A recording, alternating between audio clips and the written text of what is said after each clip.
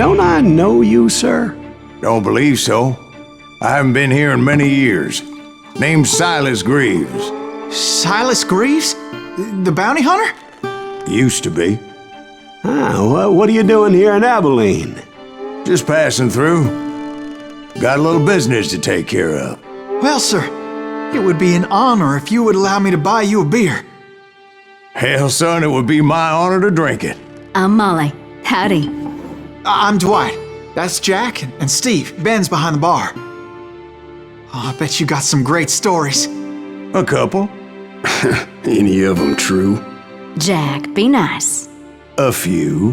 What about your shootout with Henry Plummer's gang in Bannock, Montana? Is that where you started as a bounty hunter? That's what it says in this here dime novel. Don't believe everything you read in them dime novels, boy. First man I hunted was back when I was riding with Billy the Kid. You knew Billy the Kid? Damn right. That scrawny son of a bitch had no fear. Wouldn't back down for nobody. I heard he collected the 10 stars off any crooked lawman who crossed him. It was a war, boy. The Lincoln County War. And Billy promised his regulators would take the life of every bastard who helped bushwhack John Tunstall. Kid had a big chip on his shoulder and a hair-trigger temper. Made him dangerous as hell.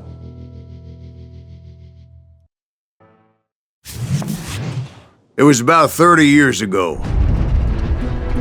Billy was hiding out in an abandoned farm near Stinking Springs. I threw in with the kid because the man I had sworn vengeance on was riding with Billy's enemies. But before I tell you why I want that sumbitch dead, let me tell you what happened that day.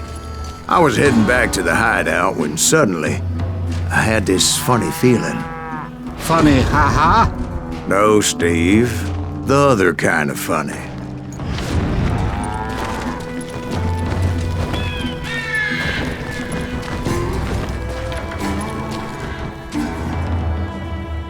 You heard Pat. You need to stay here and keep an eye on the road. That's not fair. We're missing all the fun. I knew those two morons would never let me through. I had no choice. Who's that? Is he with us?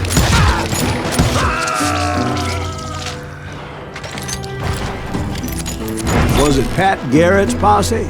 Oh, yeah. I heard the shots and I knew I had to move fast. Fire at will! Garrett and his army of deputies had surrounded the entire homestead. I decided to help Billy and the boys out of it. So that's just what I did.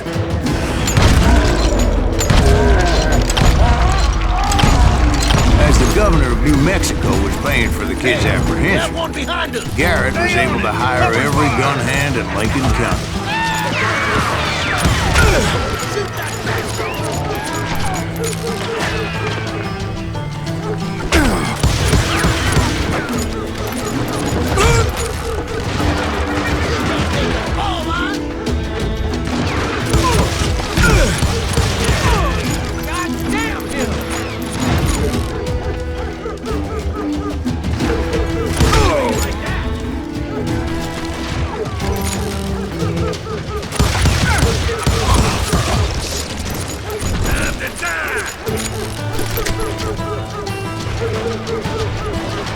I knew that going through that front door meant putting my butt in a shooting gallery, so I decided to get sneaky.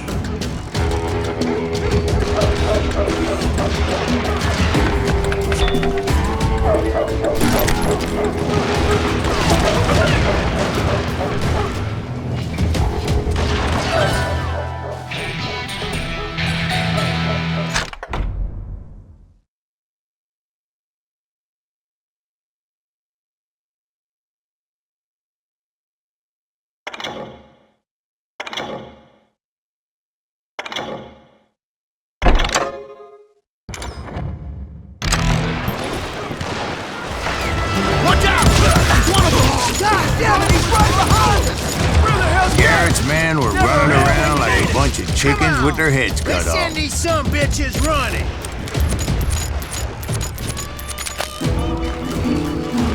Let's do this! Still, one of them reached the water tower. Not a bad idea. It would be a turkey shoot from up there.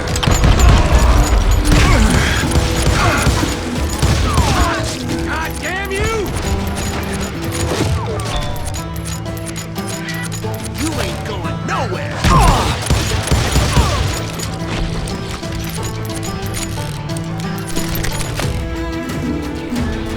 Luckily, these shooters Garrett hired weren't the sharpest tools in the shed.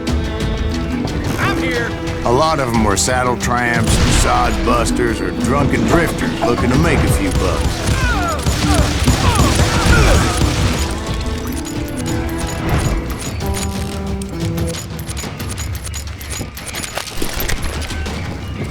Then, I heard a friendly voice yelling at me from the window. Back door! We'll cover you! Watch your flank! Truth be told, things weren't much better behind the house. I cut their numbers in half, but that just made the ones that were left twice as mad.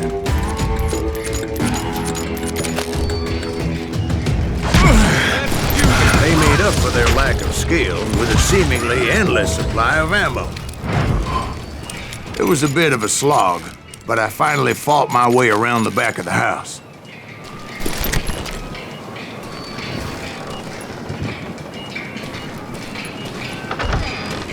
And like that, I was inside, none the worse for wear.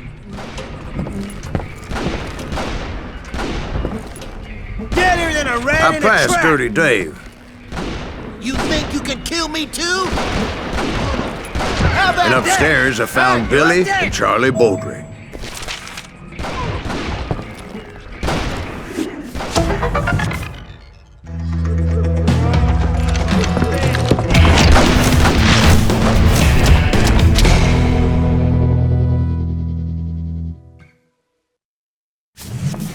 Billy looked at me and said, "About time, amigo!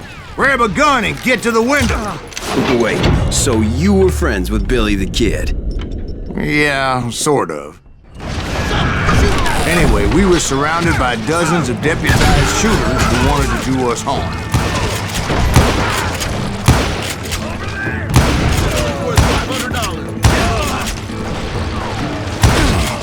I'm telling you, Garrett's men were dropping like flies, but they just kept on coming. I got one!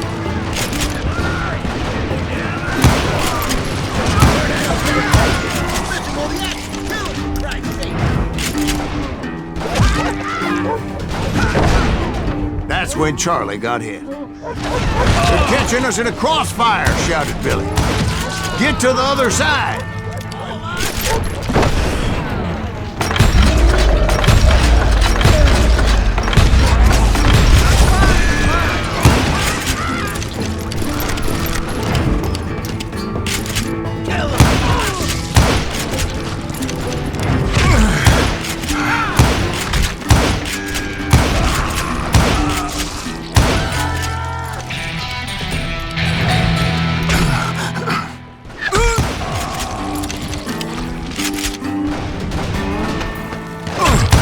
I don't know how many of those cocksuckers I personally put down, but it was pretty clear, even to Billy, that maybe discretion was the better part of valor. What's that mean? It means that it was time to cut and run. "They got a Gatling," Billy shouted. "Get the horses and bring them round back. I'll draw their attention."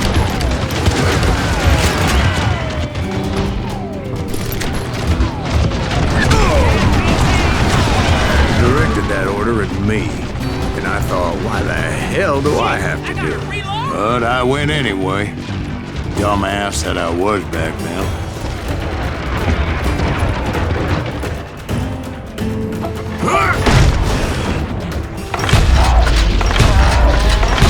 Make a run for it! Those poor sons of bitches They are would have dead! fled in my place. But I had that false sense of invincibility that many young men have. Like Jack here. What are you saying, old man? Jack, he's Josh.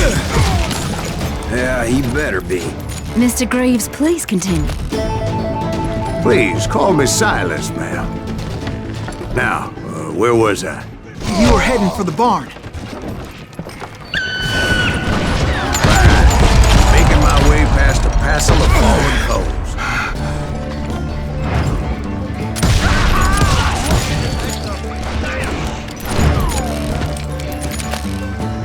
Sounds like Garrett hired a whole regiment of hired guns. Yeah, and just when I thought I was done with them, more of these hapless bastards would pop up. I'm putting you down!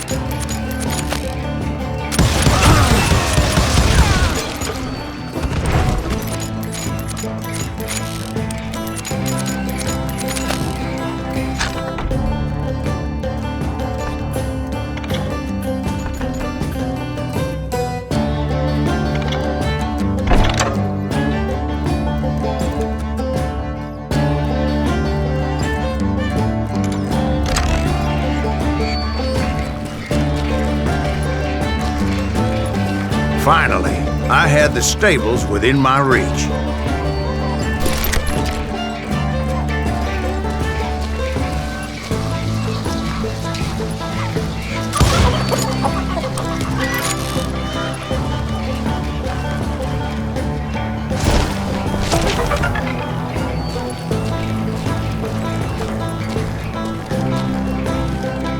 And that's when I met Sheriff Pat Garrett.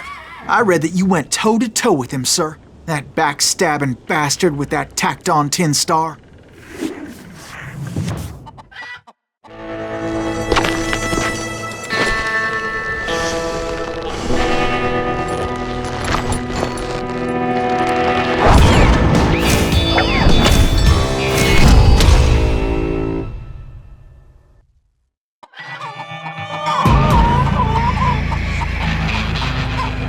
You challenged him to a showdown.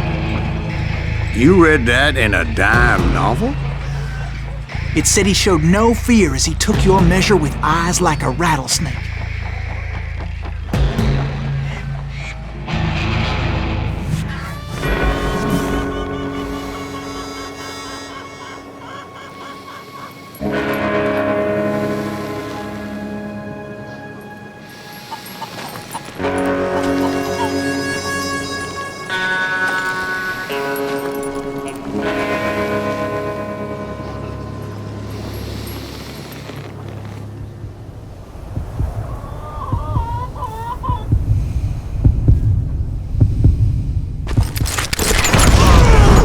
And that you killed him in a fair fight.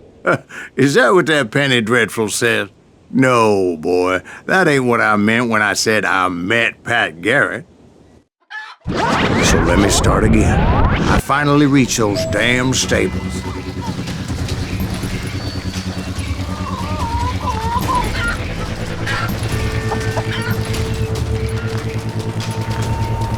And stepped inside, and bam!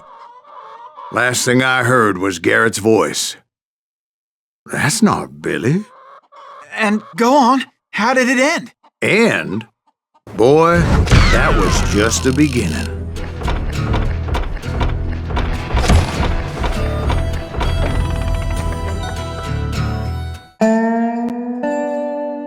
So what happened? Did Garrett arrest you? Yeah, after I came to, the bastard had clocked me with his Colt.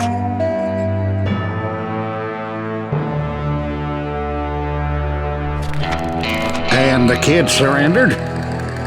When he realized there was no getting out of there alive. So they locked you up in Lincoln? Indeed they did.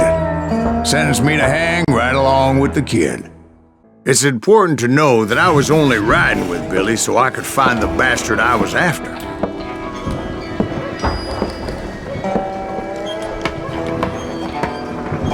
He was with John Kinney's gang, and they were sworn enemies of Billy's regulators. Why were you after him? I owed that son of a bitch a bullet for what he had done to me and mine. Instead, all I got for myself was a goddamn death sentence. Luckily, it was right around then that I heard Billy make his move. He shot Jim Bell and a few other guards as he made his getaway. Later, they wrote that some lady friend planted a pistol for him in the privy. What the papers didn't say is that Billy helped me escape too.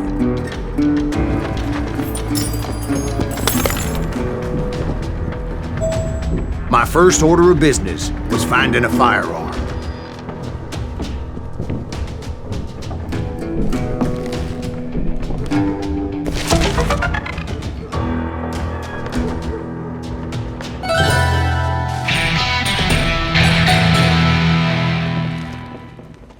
Luckily, I located Deputy Bob Ollinger's mean-ass shotgun.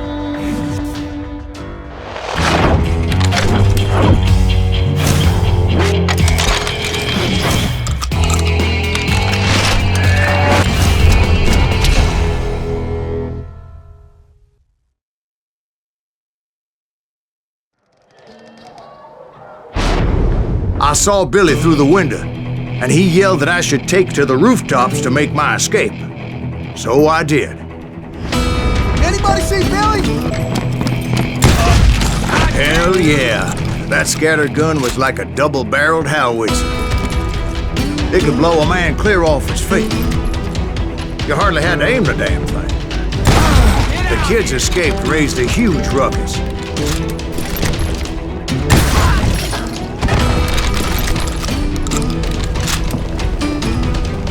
Guards were everywhere looking for him. Can't let the kid get away.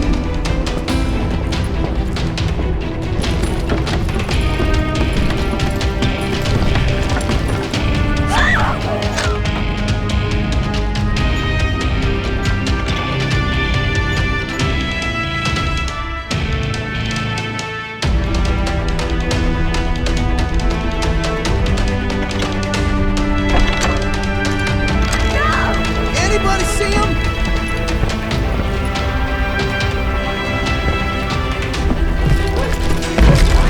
I had to jump from roof to roof like a damn alley cat. I followed the planks where I could, but some of that wood was slippery as hell. The whole town was up in arms. And suddenly, I was a fugitive. How the hell?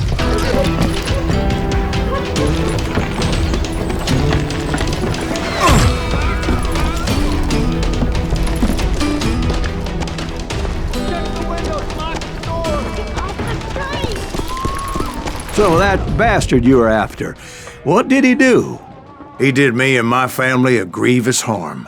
But I knew if I was ever gonna find him, I would need to get my ever-loving ass out of there. Where'd he get you? I tried to be stealthy and sneak my way past.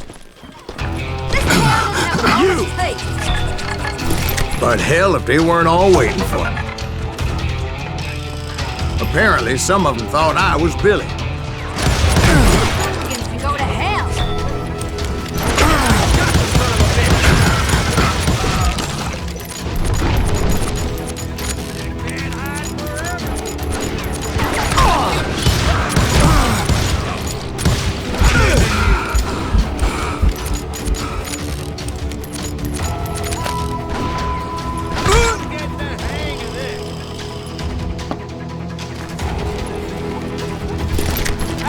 He's in town somewhere. See, me and the kid shared a certain similarity in build and coloring. I was just glad I had Deputy Bob's mean-ass shotgun.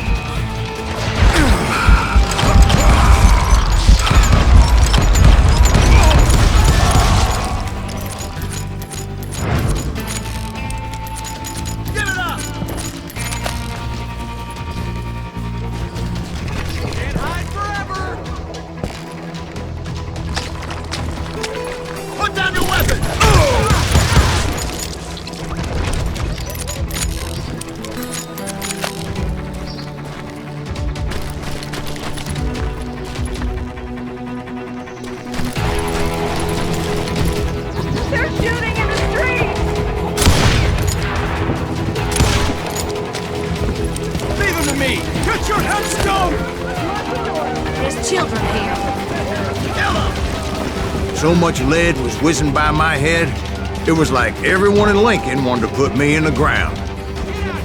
I knew I needed to find the horse. Though I never did have a great fondness for those four-legged grass eaters. Smelly, sweaty, ungrateful beasts. We prize them too high, if you ask me.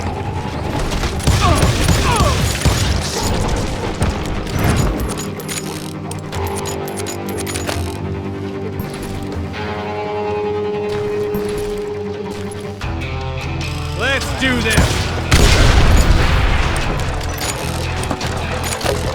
won't get away with this!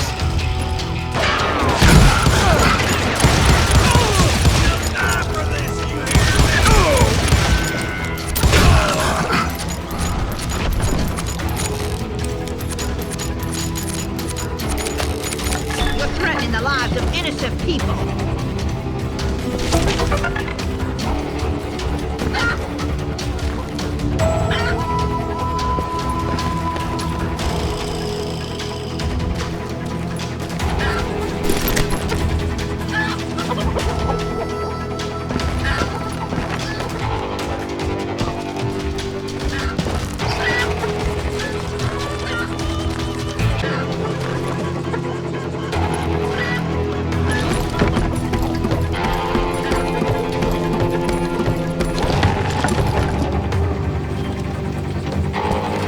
Damn town's going to hell in a handbasket! But where was the kid while you were busy getting shot at? Gone. And that's when it occurred to me why Billy set me free.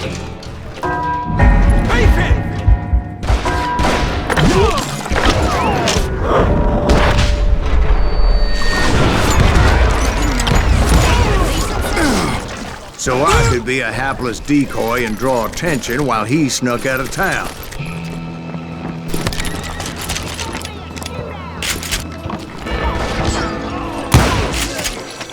I knew if I made it out of there in one piece, no one would put a price on my head. Because everybody in Lincoln would be dead? No, because they all thought I was Billy. And all that blame would fall on him. Meanwhile, Deputy Bob Ollinger was organizing a posse to put me down. He was already a mean son of a bitch, but he was doubly pissed that I stole his mean-ass shotgun. Anyway, it was me or them, and the only way forward led me straight to perdition. But the cards were dealt, and I had no choice but to play it.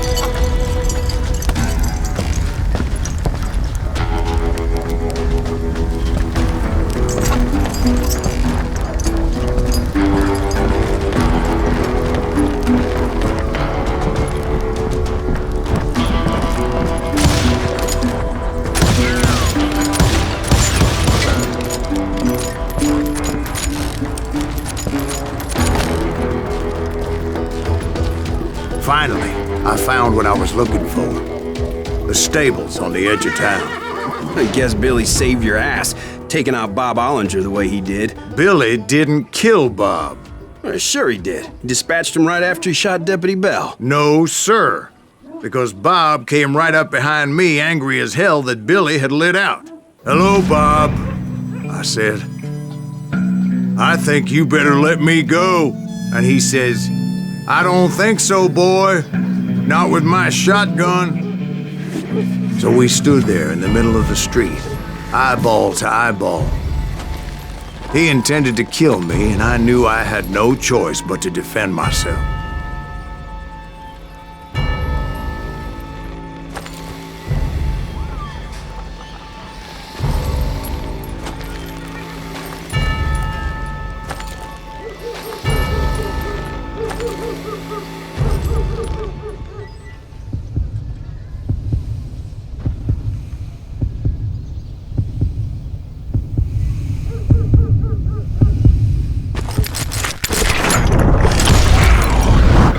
I killed him in a fair fight. Everybody saw I had no damn choice. Well, Lincoln got a mite depopulated that day. Pat Garrett gunned down Billy 3 months later, so his escape was all for naught anyway. So where'd you go after Lincoln?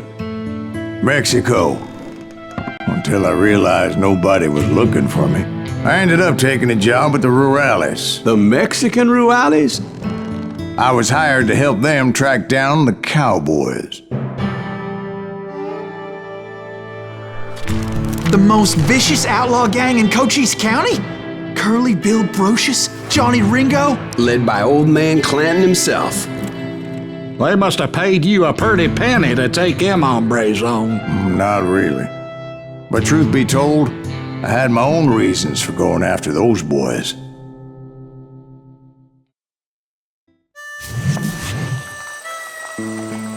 So was the bastard you were after now riding with the Cowboys? Roscoe Bob Bryant was his name. Oh. But no, this time it was a different bastard I was after. The aforementioned Mr. Ringo. And yes, he was working for old man Clanton. I came upon them robbing a stagecoach, which wasn't surprising, being they were such murderous thieves and bastards. The bandits wore red scarves, so I knew they worked for the old man. Over there! There! ¿Quién carajo es ese hombre? I did my best to help those poor passengers.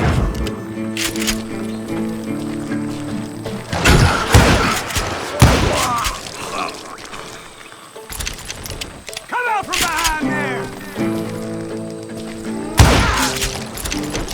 Moments later, the attackers were dead, and I checked the stagecoach to see how many passengers were still breathing. None. It was then I wondered if the rocks weren't hiding more bandits. Was that all of them? Or did I just hit the rear guard? I quickly got my answer. They attacked from on high like Apaches often do.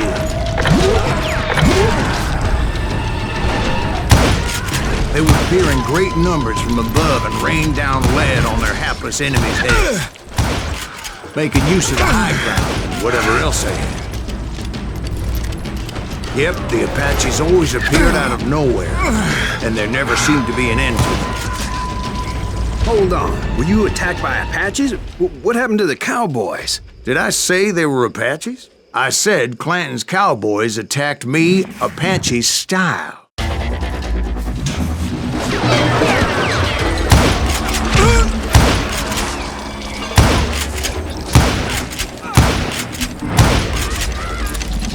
See, at the time, I was still pretty green and would often blunder into regrettable situations.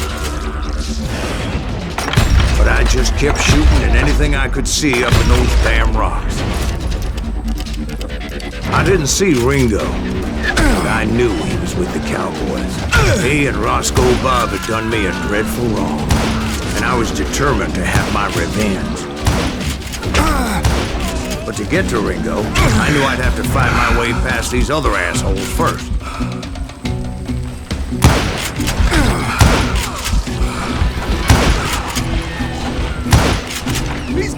Unfortunately, I was running out of ammo.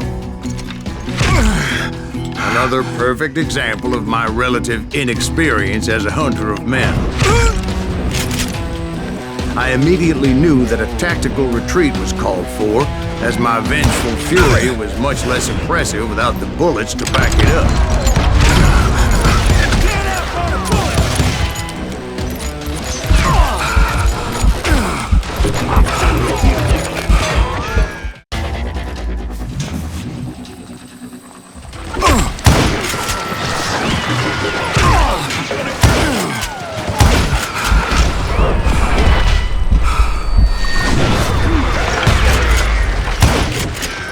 Luckily, serendipity was on my side as I suddenly spotted a way out of my predicament.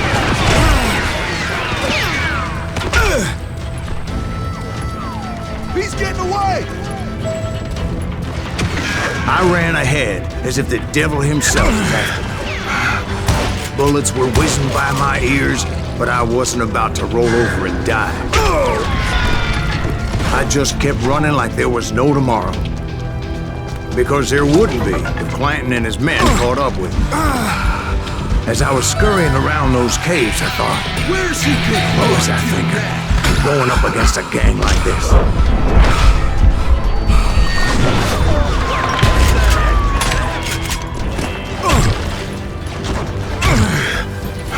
You're done! They were hunting me like I was game. And I swear to God, that's how I felt. Nowhere to run!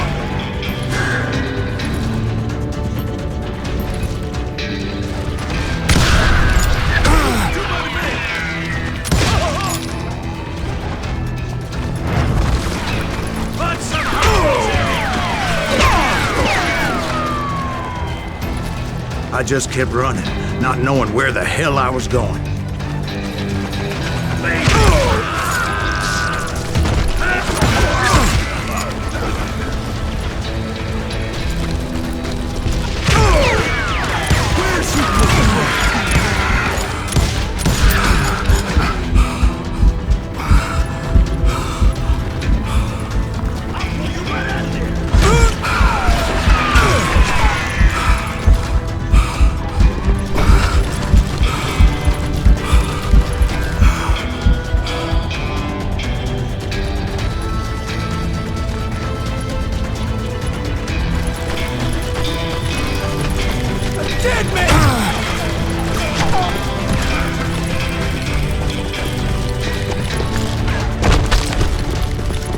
That's when something miraculous happened. Like manna from heaven, I found the desiccated remains of what looked like an Apache warrior.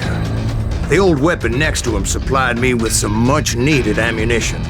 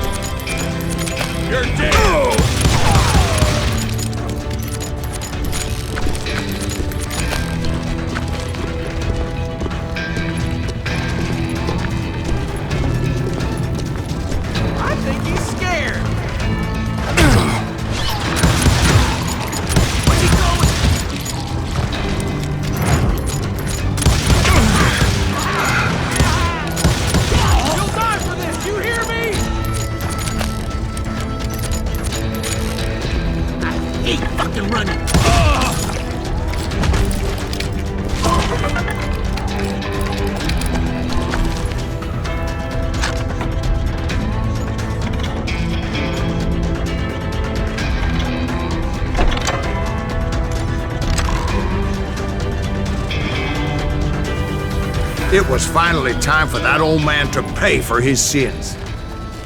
Come out, you yellow bastard!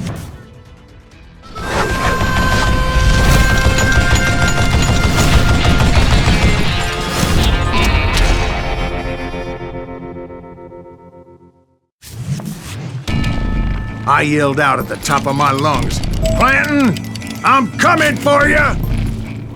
A little stealth might have made more sense, to be perfectly honest. Because that old fool had a Gatling gun and enough bullets to last him till kingdom come. But I knew I could not let that deter me. Not if I was to find and kill Ringo. I needed to get that old man off that gun.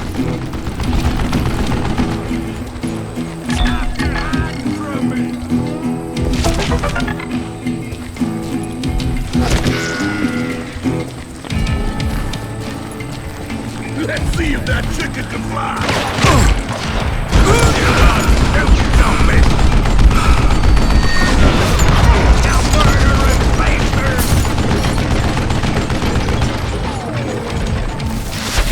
Most everyone thought it was the Ruales who had come up against him in Guadalupe Canyon, but it was just me. Wait! Goddamn boat!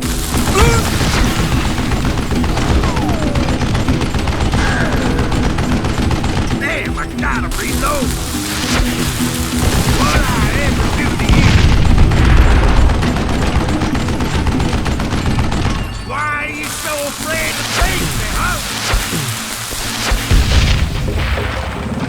Apparently, one of the Cowboys made it out of there alive and told Ike and Billy Clanton that it wasn't a Mexican who took their father's life that day. They just assumed it was one of the Earps, and that little misunderstanding eventually led to that legendary gunfight at the OK Corral.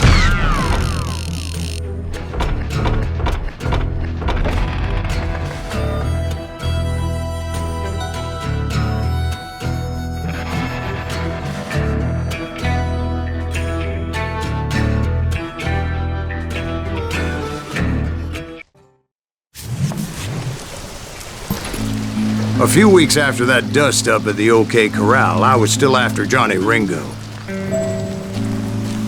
I had tracked him and the Cowboys to their hideout at a sawmill, and they were loaded for bear. Somebody's coming! So, what exactly did Johnny Ringo do to piss you off? Well, him and that other bastard. Roscoe Bob Bryant? Yep. They both deserve to die, and I promise I'll tell you why. But first I need to tell you about the Cowboys' new boss, Curly Bill Brocious. Earp's coming! Get ready, boys. Curly Bill took charge of the Cowboys upon the old man's demise, and after that gunfight at the OK Corral, the Clantons wanted revenge.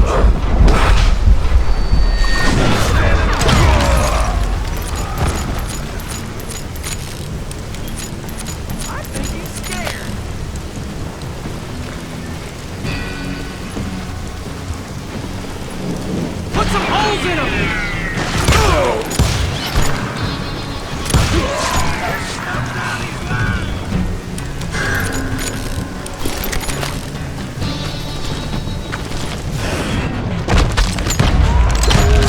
So they murdered Morgan Earp and grievously wounded his older brother, Virgil. Just shoot the son of a bitch!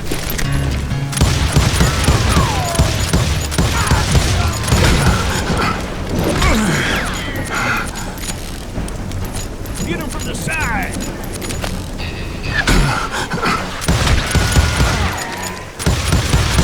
Wyatt and Doc went on what became known as the Vendetta Ride, hunting those outlaws down.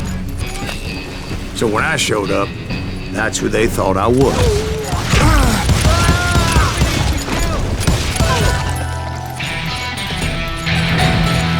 I got a bullet with your name on it, boy!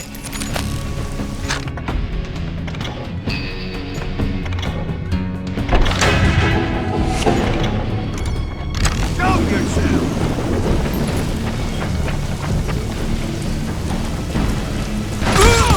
You made it!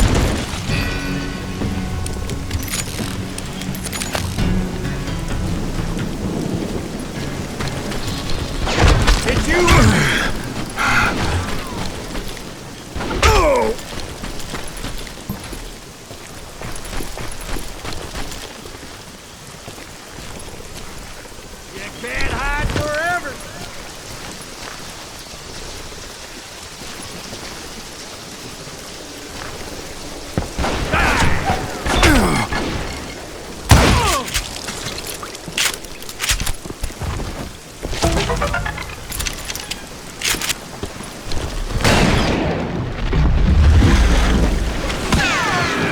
There were killers around every corner, all wearing red bandanas. That's how the Cowboys identified each other, and I was beginning to wish I had one myself.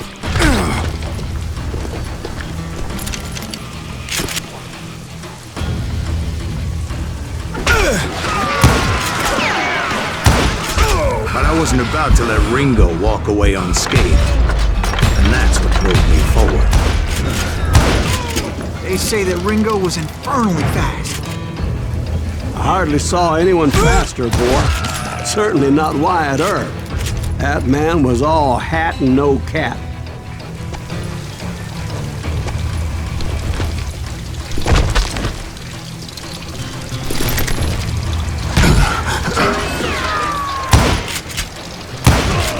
Earp wasn't much of a match for him, but Doc Holliday might have been. That Lumley should have kept his nose out of it. They never charged anyone for the murder of Morgan Earp. But everybody knew that Curly shot him in the back. That was common knowledge. Yeah, maybe so. But Ringo had nothing to do with it. He was just being loyal to a friend. Is that what you call it? Being loyal? Well, to get to that loyal friend, I had to pass by some buzzsaws as big as a man.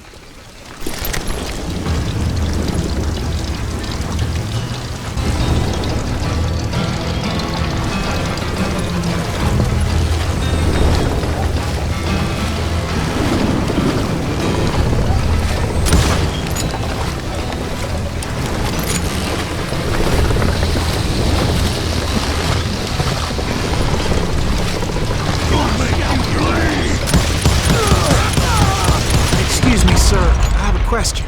What's that, Dwight? After old man Clanton died, why didn't his son take over the Cowboys? Because Ike Clanton was dumber than a box of rocks and a yellow belly to boot.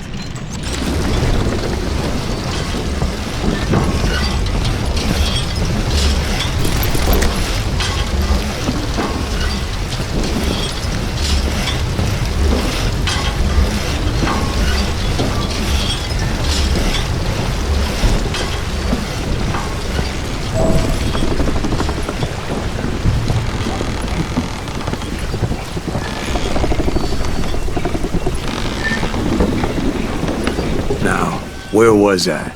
Taking down the entire cowboy gang single-handed. Indeed I was, Jack.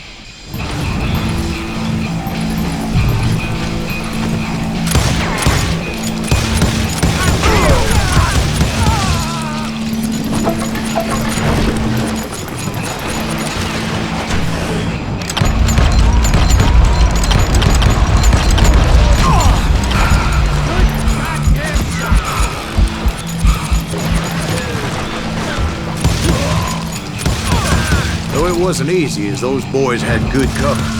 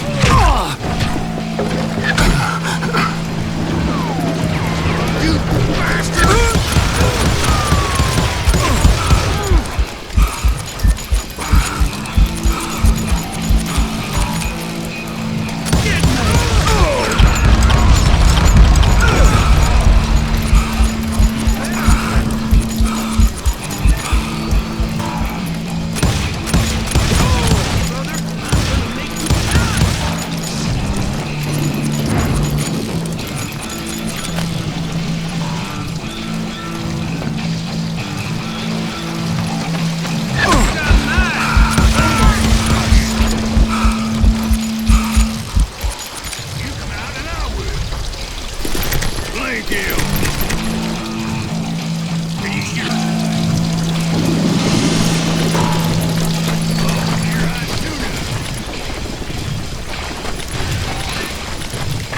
In for the kill.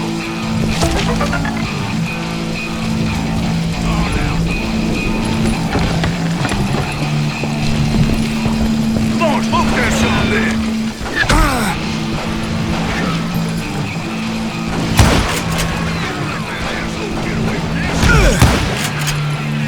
There he is.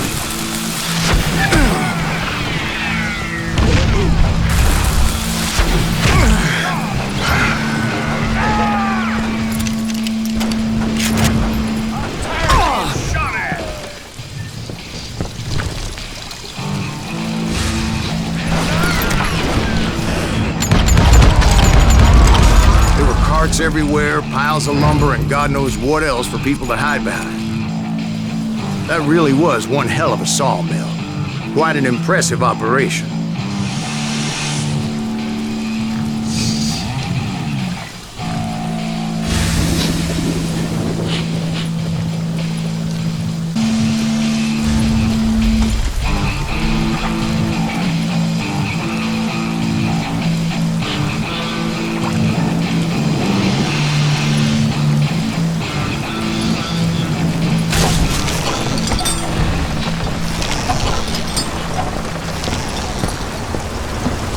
And where was Curly Bill? Did you see him? I'm about to get to that, Ben. Patience. I'm painting a picture here. There was this beautiful waterfall and a crystal clear stream that led to a verdant valley that was truly... Consider your picture painted. What happened next? Well, finally the bastards that were still alive made a last stand.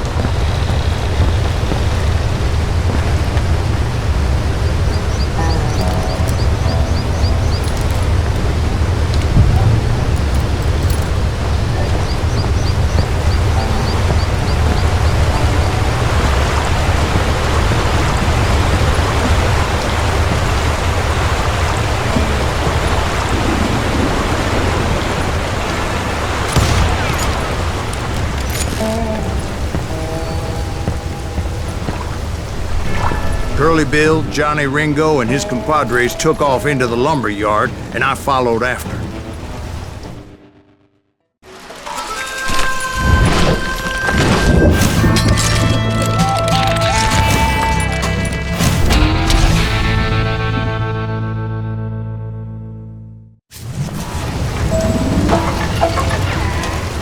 Are you saying they ran? Cowardice was not in Ringo nor Curly Bill's nature. No, sir. I never said they were running scared. They just wanted me out in the open. Time to dance with the devil!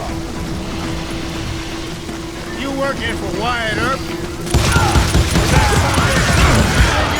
I want to see you dance! No one kills Curly Bill!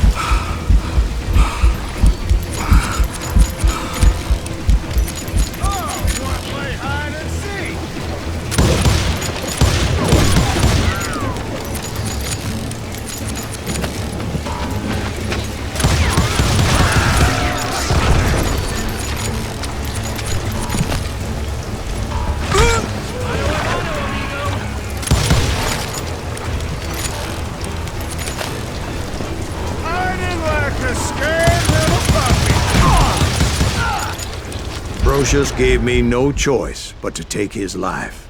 But Ringo was nowhere to be found. I knew you didn't kill Ringo, because he was found dead in a different location altogether. To this day, his killer is still unknown. Indeed.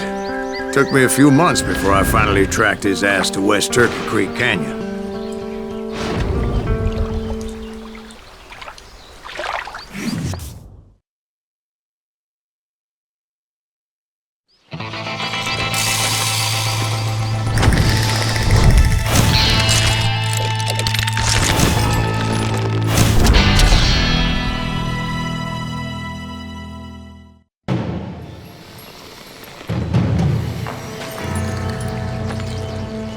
That's incredible, sir.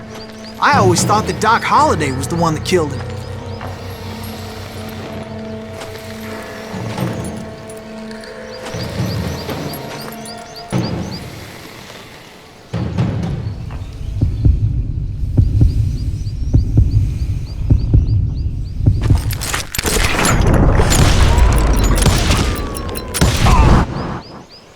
Sorry I had to ruin the legend for you, boy. But the legend ain't always true. Doc Holliday had nothing to do with the death of Johnny Ringo.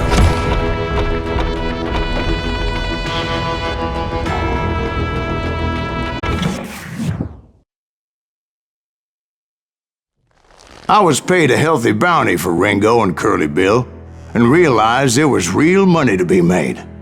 That's why I went after Henry Plummer.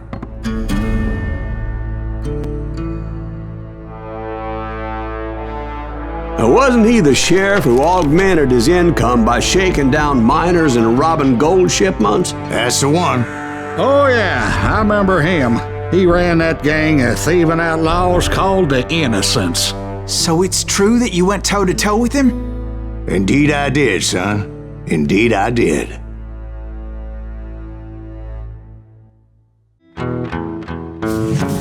I knew I needed resources if I was going to track down Roscoe Bob Bryant, and hunting Plummer looked like a good way to get rich quick. As the local vigilantes exposed him as the leader of the bandits, and put a generous price on his head. Plummer rallied his gang to plunder one last gold mine before making their escape, and that's where I thought I'd find him.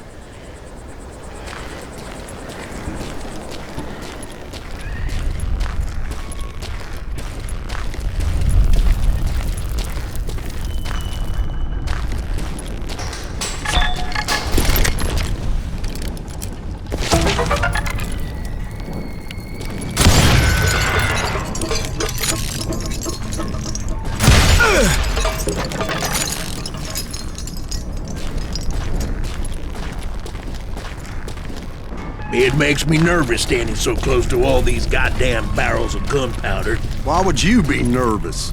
No one has the cojones to come after us. As long as you don't light up a cigar, we're fine. Besides, George is up there on the rocks with that rifle of his. Nothing gets past him.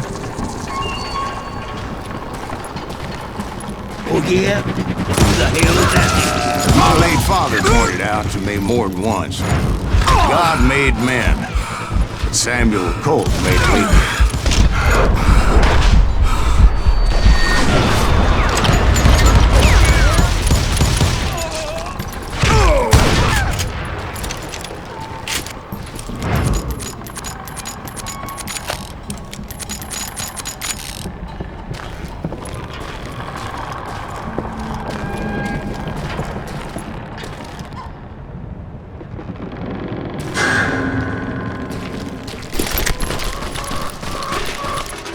I knew that dynamite wasn't mine, so I decided the polite thing would be to return it.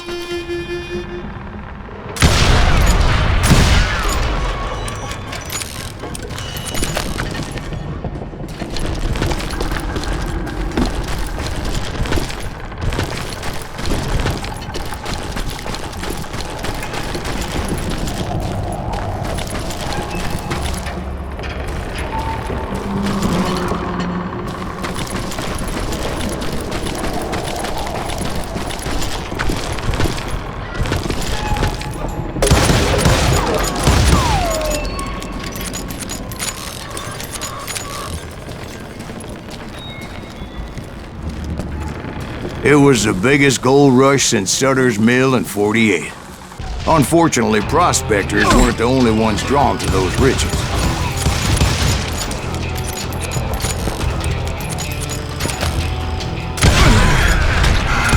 There were thieves, killers, robbing travelers, and hijacking gold ships. Like those that ran with Plummer. Some were just regular folks I knew from town, drawn by greed and easy pickings. Charlie Crow, the blacksmith. All run out of his misery. James, who worked in the stable. Sam and Jeremiah Barber, the butcher's son. Ordinary citizens who lived a double life. Stealing and thieving and murdering his neighbors.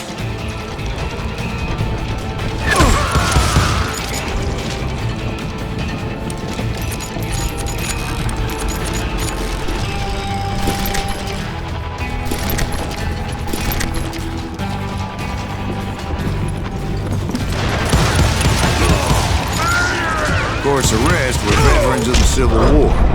Stone-cold killers trained on the bloody fields of Shiloh and Antietam.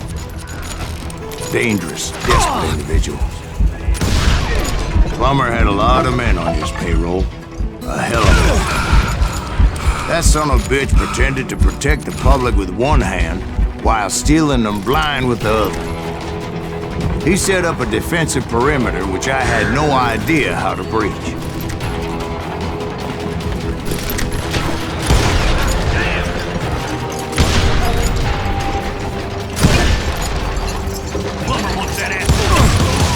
I was outnumbered and in way over my head, but I was too damn stubborn and stupid to realize. They must have thought I was tough, or had some kind of death weight, seeing as there were barrels of gunpowder everywhere. One stray bullet, one stray spark, and I'd be blown to hell and gone. Did I have any second thoughts about what I was doing? No.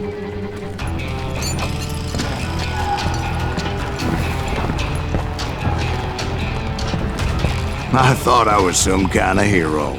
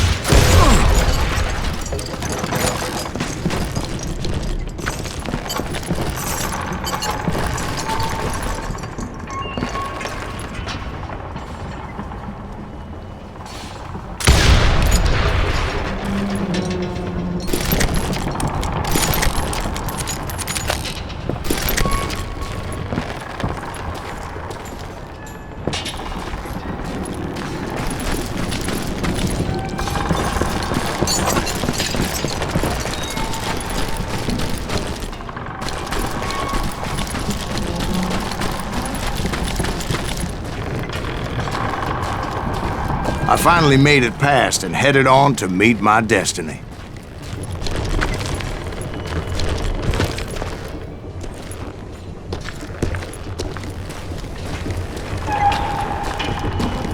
But first, I had something I needed to figure out.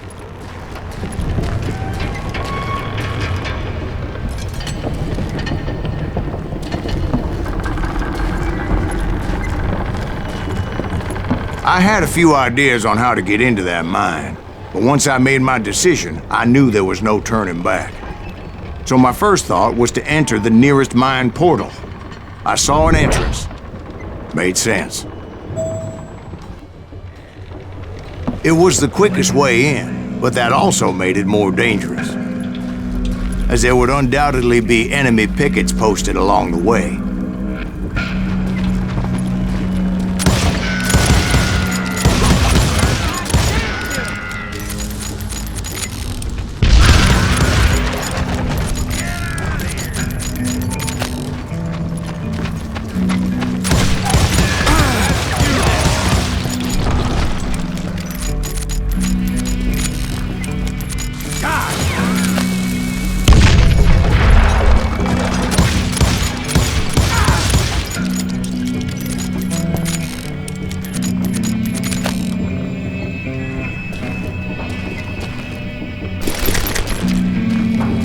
Besides, once you enter a mine like that, it's easy to get all turned around. And that confusing maze of corridors wouldn't even be the worst of it. Some of those shafts could be as deep as hell.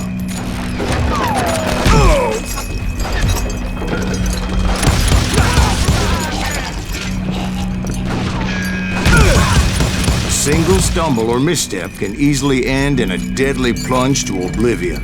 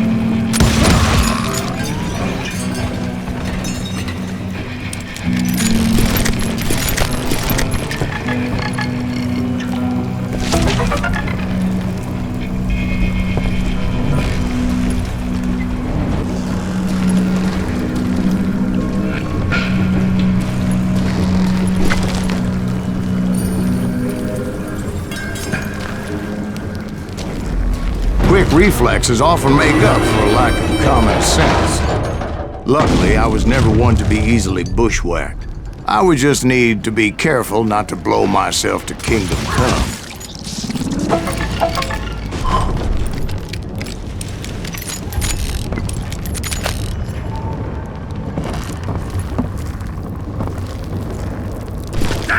With all that gunpowder and dynamite everywhere, a body has to know what he's shooting at.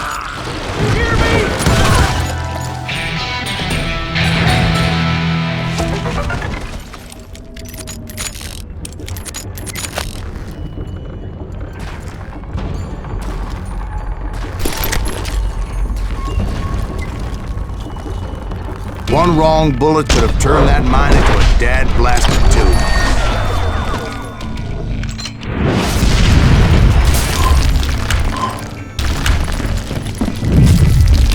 I freely admit that my plan of attack was not just moronic, but clearly insane.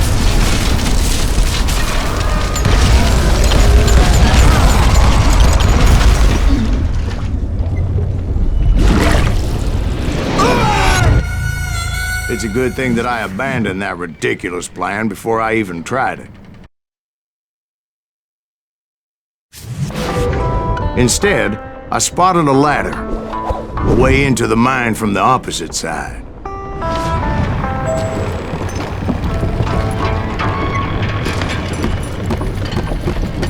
It was a long way around, but that approach seemed more sensible at the time.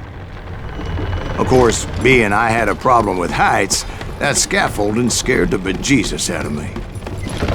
Climbing down that ladder required some caution, because even though I had a younger man's reflexes,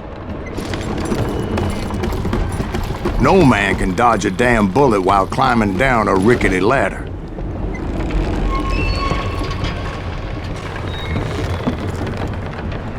I needed to make a leap of faith, which ain't easy when you're suspended between heaven and hell.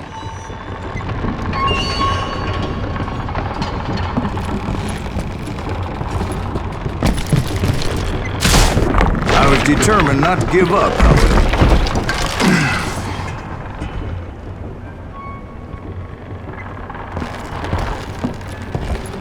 As Sheriff Plummer seemed quite the despicable character. When the vigilantes discovered what the sheriff was up to, people were outraged. That 10,000 they put on his head would go a long way to helping me find old Bob.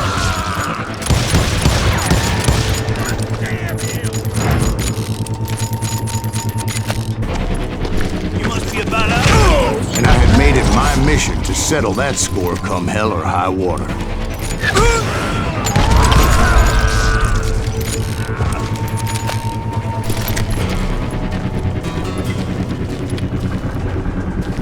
But first, I would have to make a choice. Take the elevator or climb the ladder.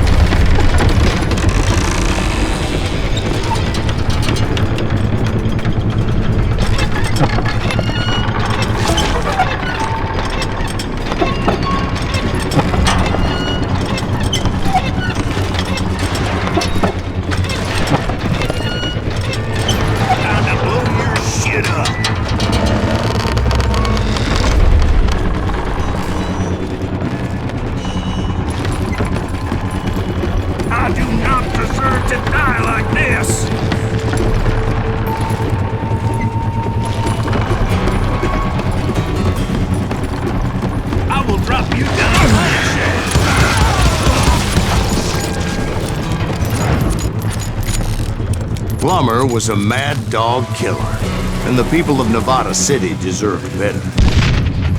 Nevada City? Well, I thought Plummer met his maker in Bannock, Montana. Right, well, he was the sheriff of both places at one time or another, but that's neither here nor there.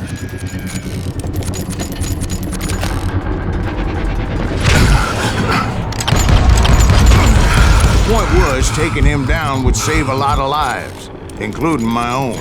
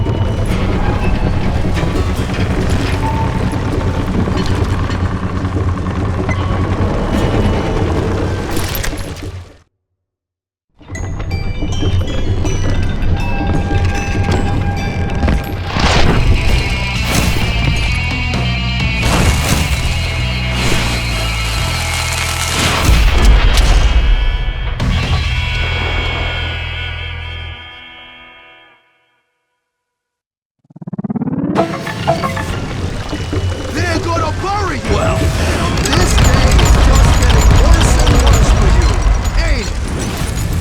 Henry Plummer was clearly unhinged, and I could see right away that this was gonna take some doing. Evil on your ass!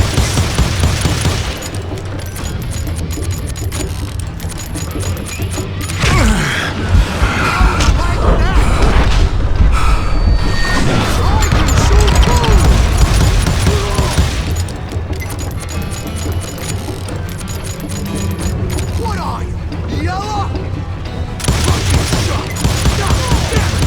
I need some help here! Come on, boys! Take this cocksucker out!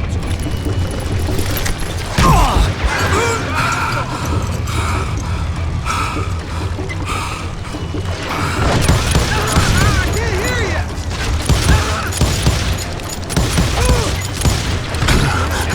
Just kill Red?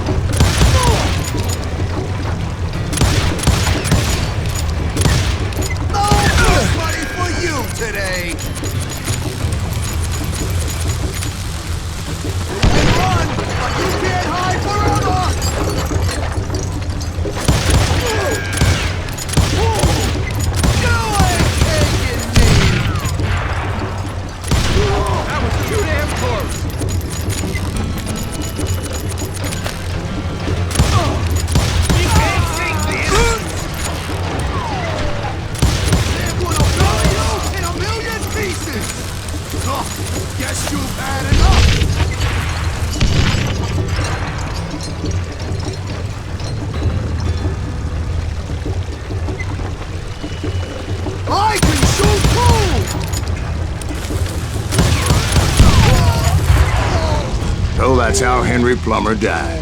Him and his crew were worth their weight in gold. And now, I was officially a bounty hunter.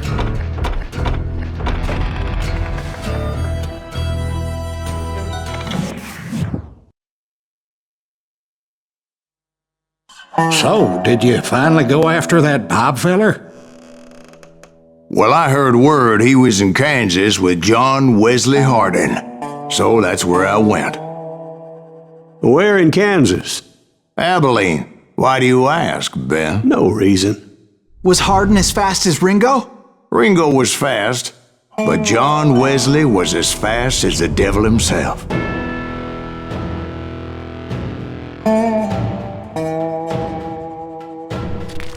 Hell, he killed his first man at 15. From that day forward, he had a price on his head and wouldn't back down for nobody, not even Wild Bill Hickok himself. I dodged death many a time, and that night in Abilene was no different.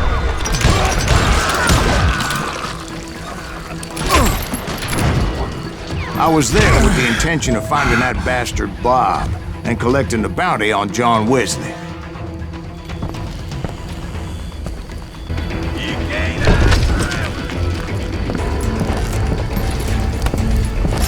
Take a good shot at it.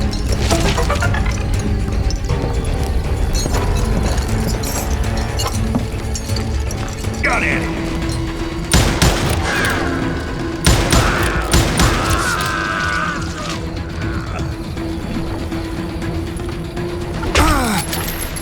Put some holes in him.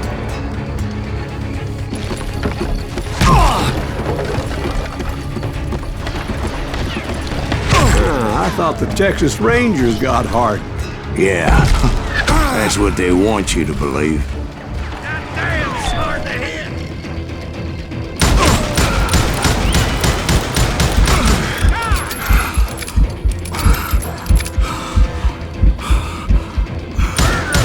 It was holding a witch's tit and a brass bra that night as I fought my way past his loyal compadres.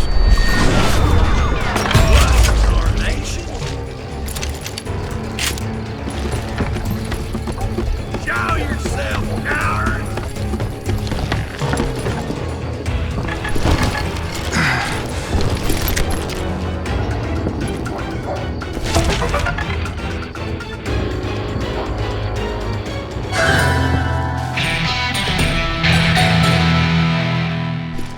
Had enough?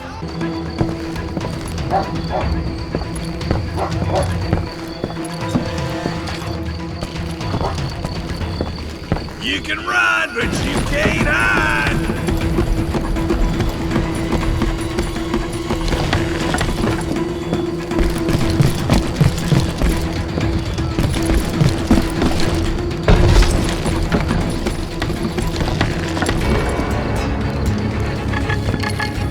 Come out, you bastard!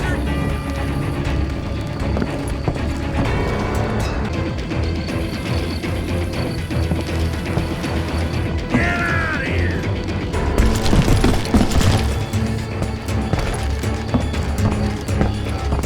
I'm putting you down!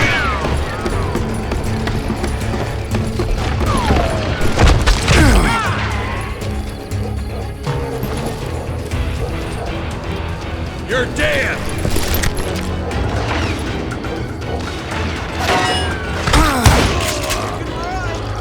Can't hide forever. I'm putting you down.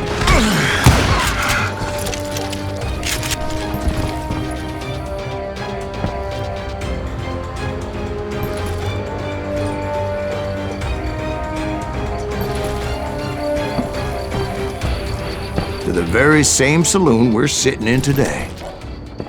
Look around and imagine this place painted in blood. Hardin was waiting for me, and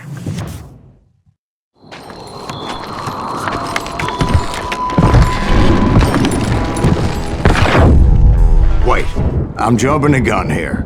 Let me back up and give you some background on this sumbitch. He deserves that much. Don't you think so, Ben? John Wesley Hardin was a killer. By the end, he confessed to taking the lives of 42 men. Fathers and husbands, brothers and sons, men with families who cared about them. He was a bona fide folk hero by then, and had amassed a gang of armed miscreants and other assorted thugs. He and his men set up camp outside of town, and I was hoping Bob was among them. Shit, it's cold out here. Freezing my giblets off. Ain't right we gotta stay out here keeping watch like this. Ain't nobody stupid enough to go after Hardin anyway. Better 3 hours early than a minute too late.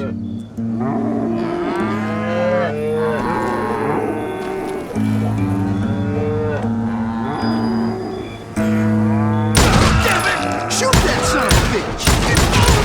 They didn't ask why I was there. They knew.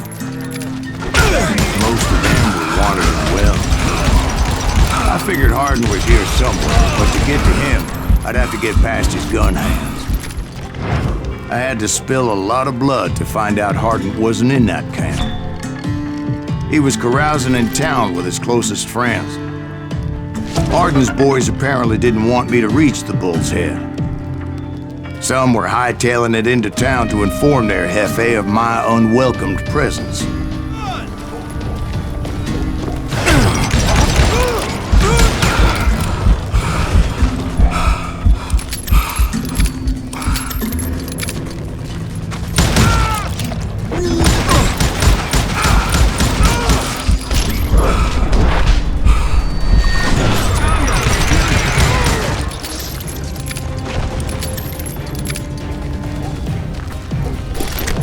Tell Hardin someone's coming for him!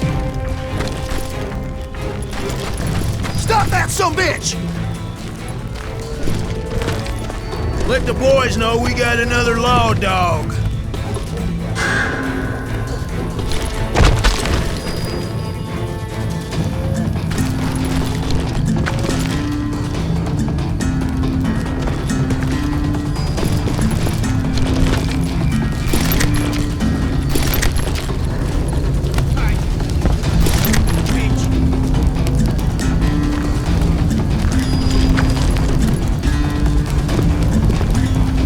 You bastard!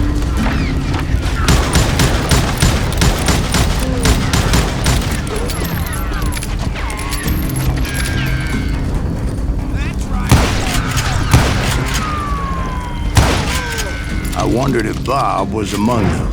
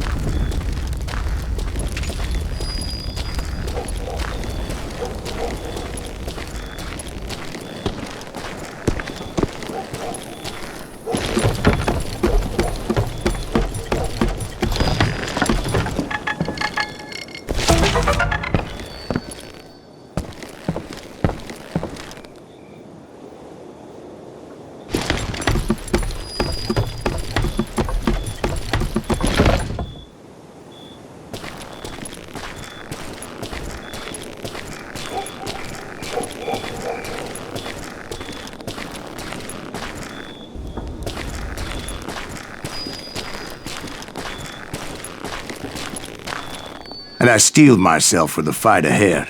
For as good as I was, deep down I wondered if John Wesley wasn't just a little bit better.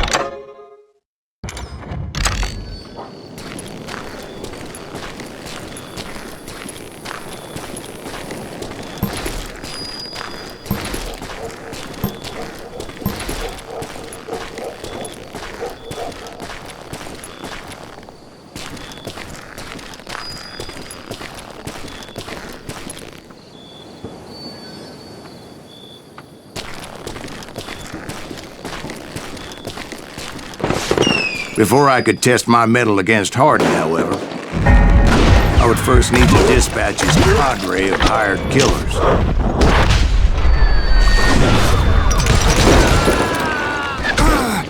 Most of these degenerates were beyond redemption, but John Wesley might have been a different story.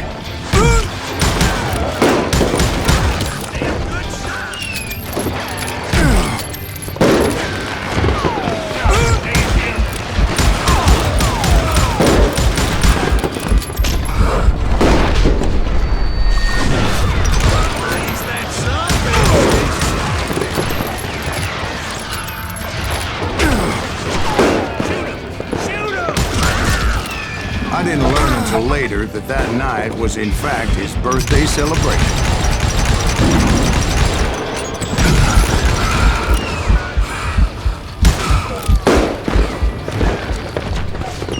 Can't get a good shot at him.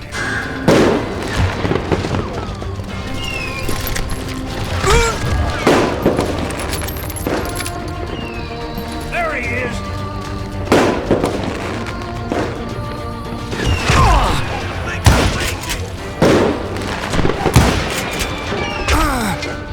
Watch where you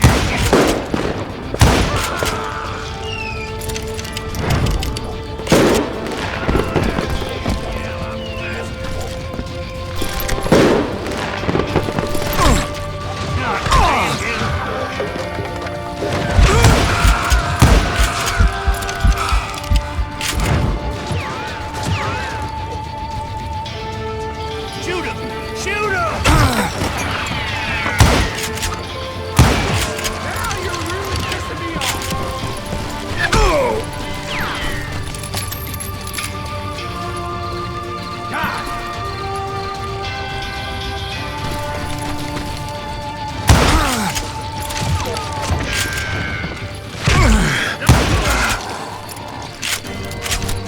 I think I already mentioned that I found Hardin in this very saloon. Do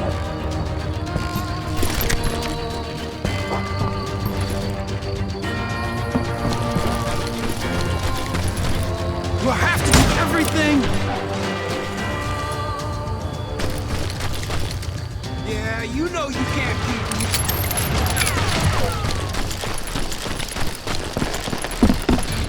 Show 'em how to die! Suffice it to say, nobody there was happy to see me.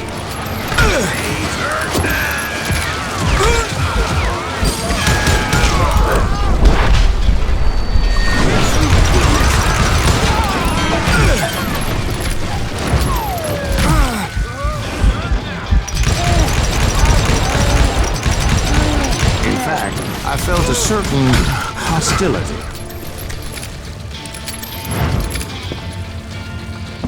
Yeah, you know you can't beat me.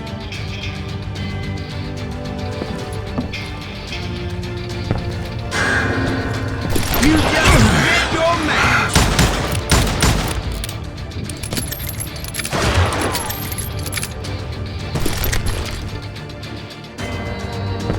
You better hide. I was disappointed that neither Bob nor John Wesley were among the dead. But that was short-lived, as a moment later I was facing down the fastest gun in the West.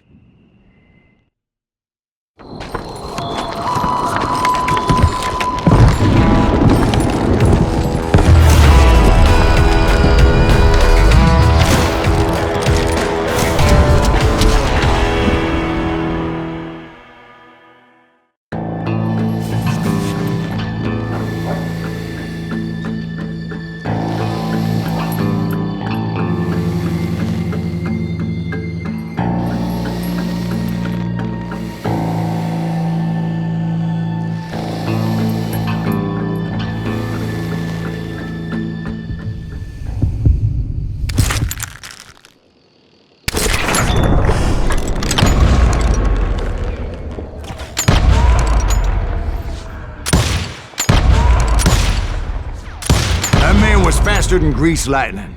But being inebriated as he was, he didn't count his shots. And now, he was at my mercy. So he didn't die? No, I sent him to prison. Years later, after he was free, some restless avenger took his life. Shot him in the back at a saloon just like this one. Anybody up for another beer? Ben?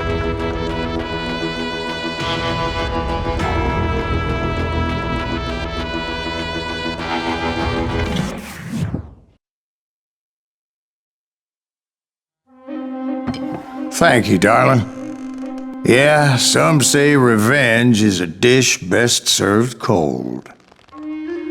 So whatever happened to that Bob guy you were after?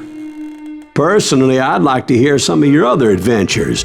Like, I don't know, did you ever go toe-to-toe with a red man?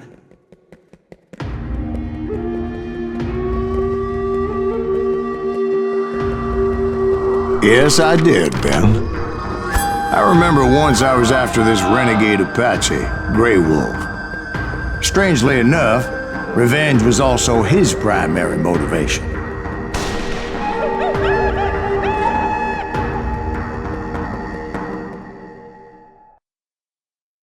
A bounty was put on Grey Wolf's head, and that's how I came to hunt him in the mountains. Mountains so high they tickled the nether regions of heaven.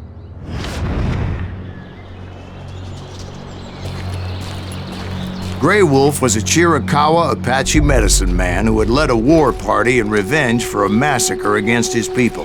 The U.S. Army had attacked his tribe during his daughter's sacred sunrise ceremony, and the slaughter was unspeakable. I understood his anger, as there's nothing more traumatic than seeing those you love die in a cruel and painful death.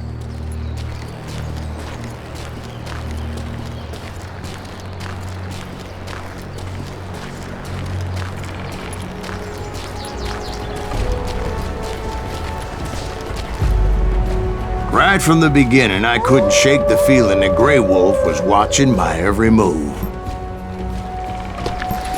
He led a band of young Apache warriors who wanted retribution and were more than willing to die for him.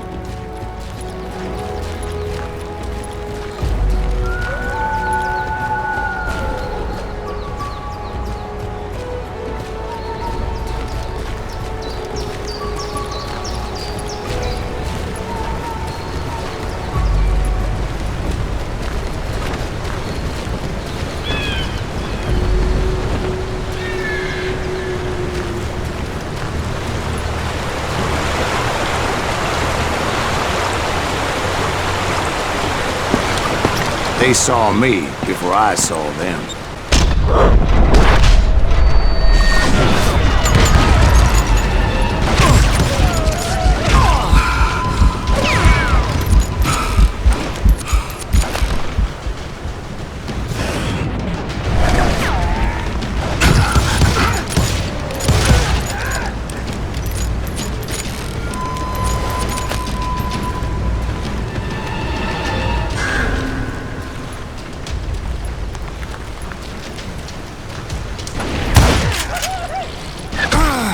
Crossed my mind that maybe this wasn't such a good idea. But now that the shooting had started, there was no backing down.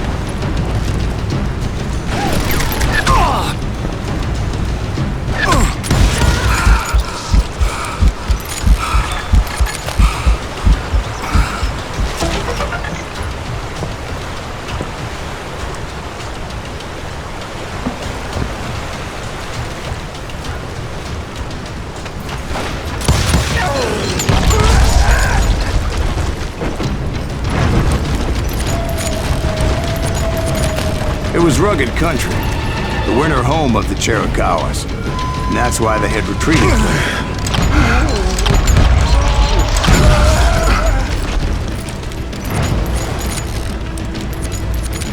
I admit to having some regrets about going after them the way I did. But then again, I got a lot of those.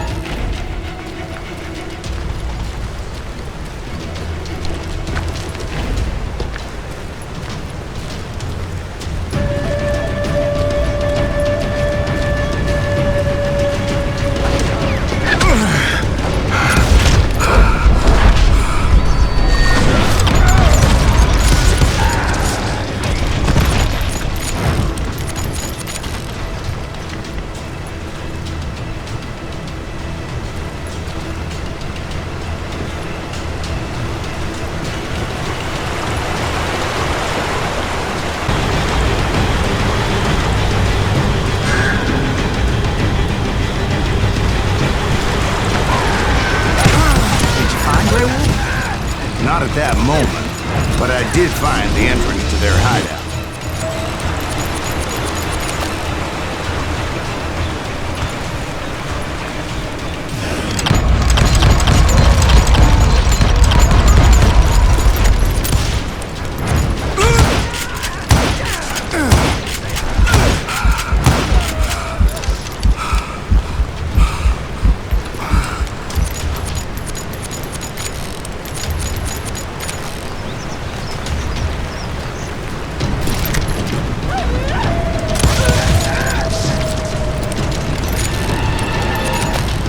Deep crevice that led to a deeper cave. Don't tell me you're in it. Yeah, but it's not out of bravery so much as pure, angry cussedness.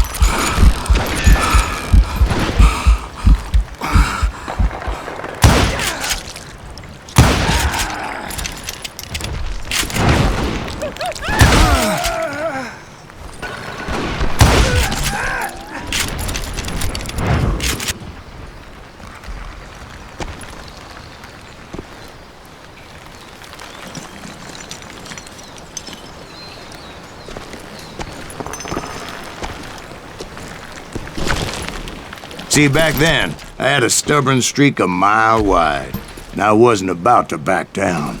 So it was like pitch black in there? Actually, it was pretty well lit, as they had torches on the walls.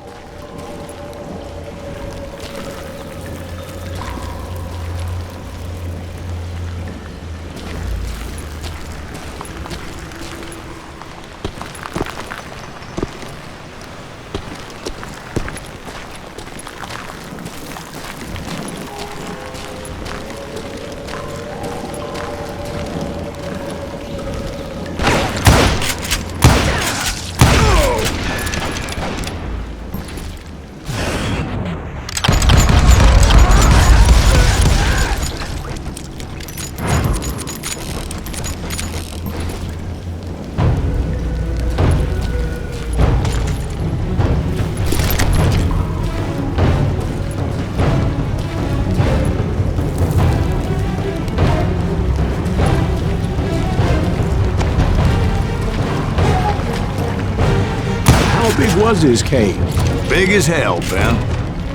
Chiricahua had hid out there during the Indian Wars.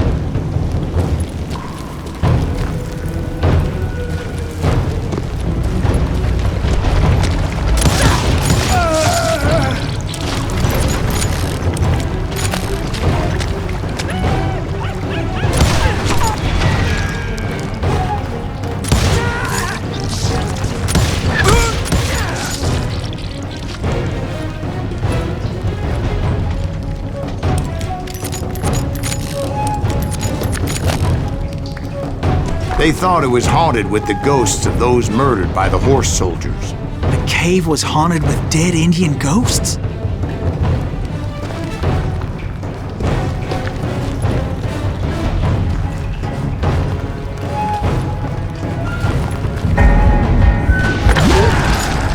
To be honest, I was more concerned with the live ones than the dead ones.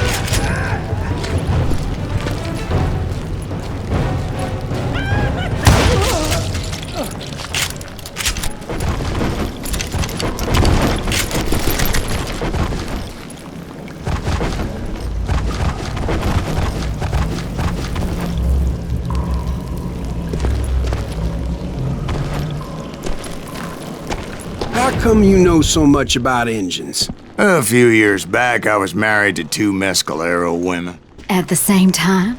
Yeah, they were sisters. Polygyny is traditional among the Mescalero. So what happened? Oh, I had to get out of there. Those girls never shut up. Both of them nagging at me all the time. Drove me half crazy. Haven't seen them since. No, I mean, what happened with Grey Wolf? Oh, well, I pursued him into the Cave of Death.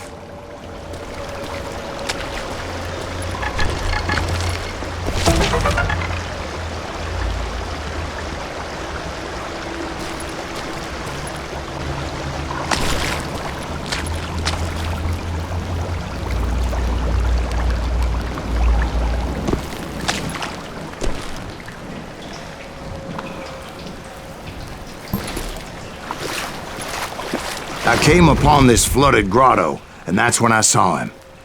He came to me unarmed and unafraid. His voice echoed in the shadows, and I sensed he meant me no harm. You carry great darkness in your heart, and if you do not release it, it will claim your soul. The sound of his voice put some kind of ancient Indian spell on me.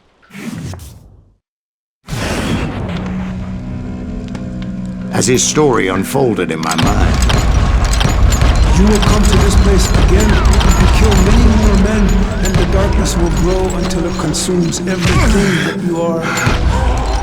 The soul would have no raiment, the eye have no tears. He said I was a great warrior, a coyote man, unequaled by any other pale-faced warrior, or something like that. Snakes will bite shadows of your past until a venom poisons your heart, and an echo of the song of the dead summons the spirits deep from within the mountains. I didn't quite get what he was saying, but there was definitely snakes.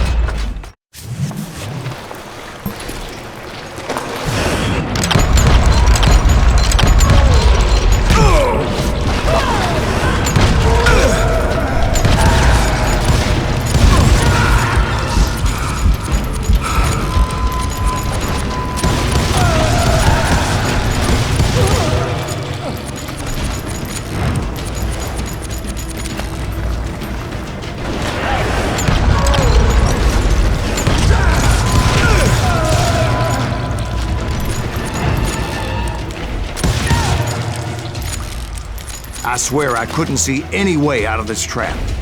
But suddenly, one just appeared. Kinda like a miracle.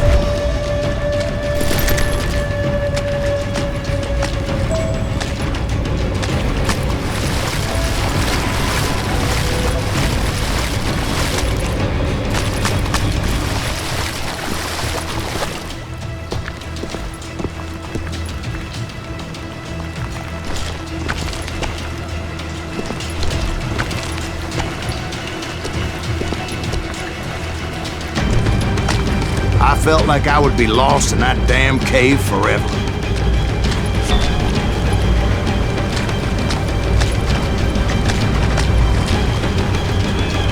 Finally, I found myself back outside, perched on the edge of a precipice, overlooking a thundering whitewater river.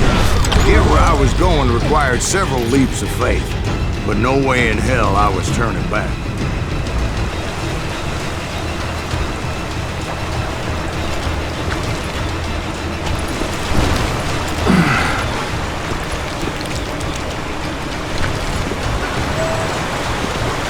I chased after it, determined to make him explain the meaning of all that mumbo-jumbo.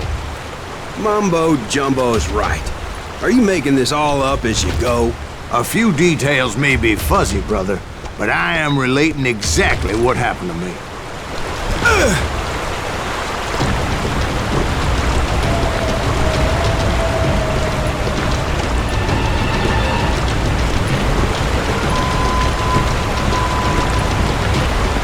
There were dozens of Apache warriors aiming at me from on high.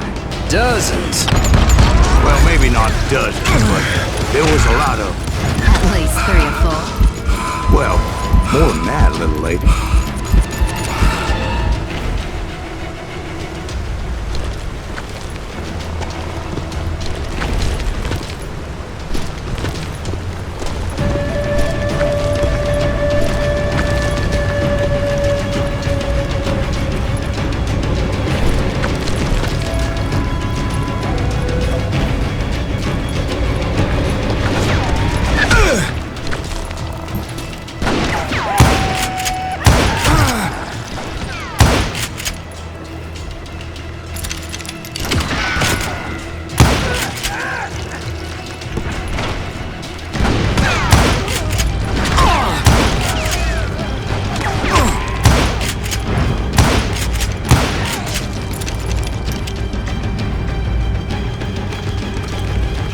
A steep climb up creek ahead of me and scrambled up those rocks like a mountain goat.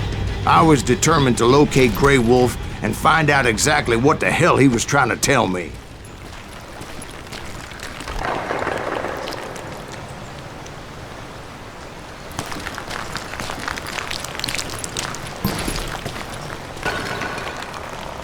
And wouldn't you know it, that crafty son of a bitch led me right into a trap. What kind of trap?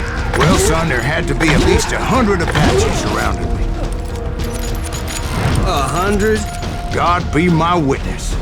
Oh, come on. Who are you kidding? Hey, I believe you. Come on, tell us how it ended. All right, but I'm not gonna drag this out. Where were we? You were surrounded by 100 Apache warriors. Well, I didn't take the time to count them exactly, but there were a lot of them.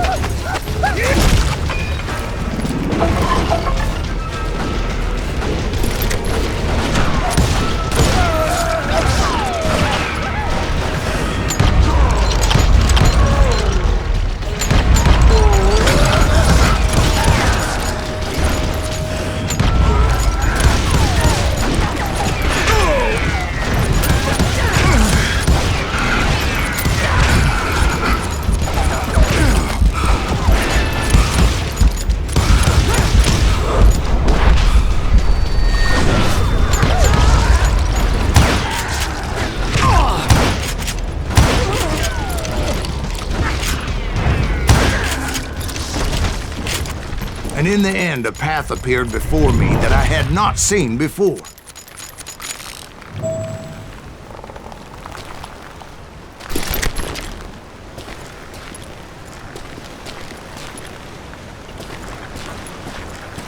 I followed it as I desperately needed to find out what Grey Wolf was trying to tell me.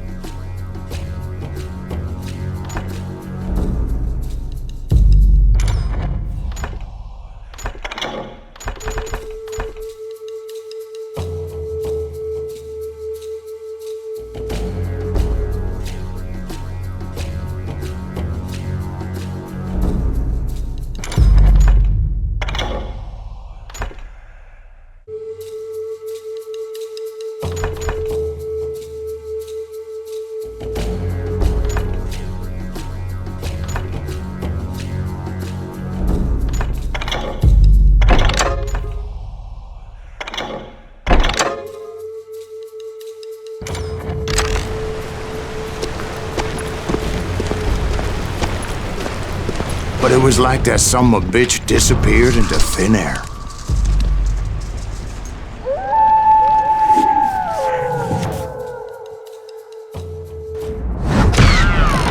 Never did find him.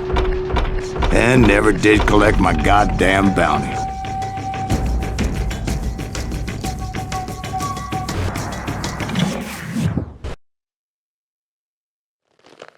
Thank you, darling. It's interesting how the truth can sometimes seem might malleable, depending upon your point of view. Like how those dime novels make you out to be something you're not? Jack, don't be starting trouble. No, he's right. They do tend to exaggerate. Did they exaggerate your part in taking down the Daltons? Well, I was there in the flesh, boy, so I saw what happened firsthand.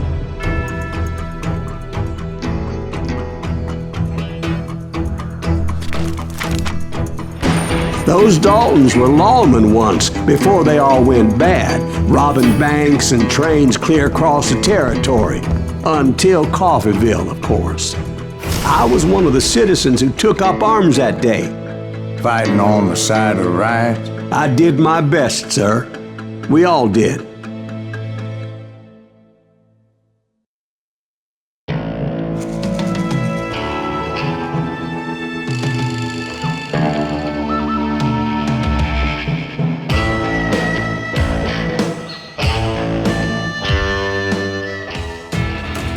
It was early morning. One of my friends was a local gunsmith, and he handed out firearms to anybody who'd take one.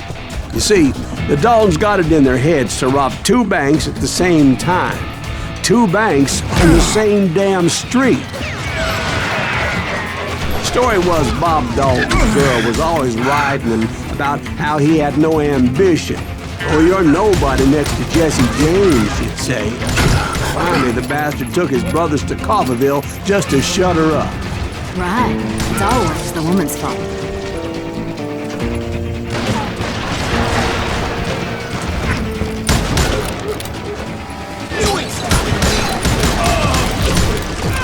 Well, the locals recognized the Daltons right off.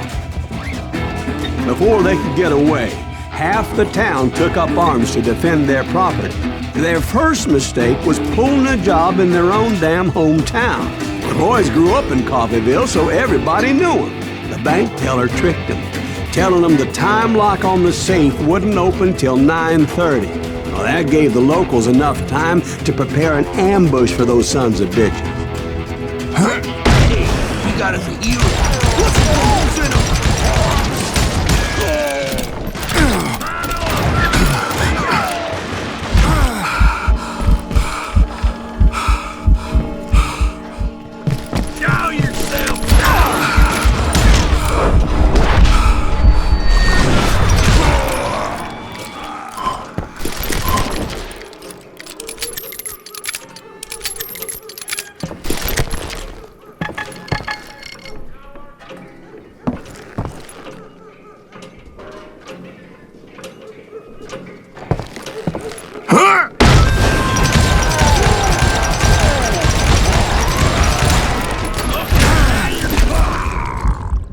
Brothers paid dearly for their stupidity, but everybody knows they had it coming. There's more to it than that.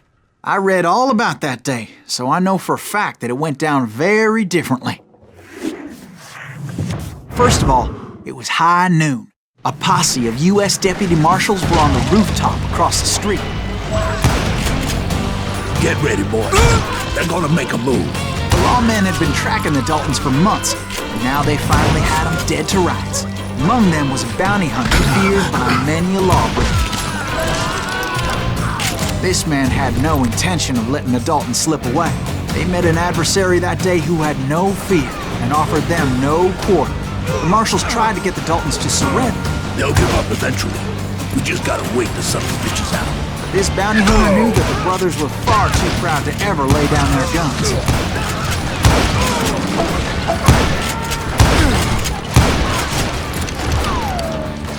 He went in there alone to confront those criminals. One of the marshals shouted, "Where are you going? Are you crazy?" Hey, where do you think you're going, dumbass? That rifle's mine. But he paid him no mind. He saw a way to get around to the back of the bank.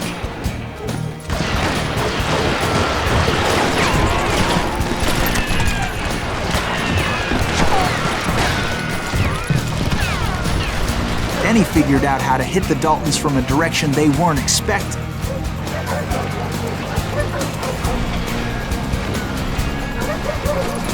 From above. Fortunately, a water tower was right there. A moment later, he was climbing up a steep ladder, laughing at danger as he did.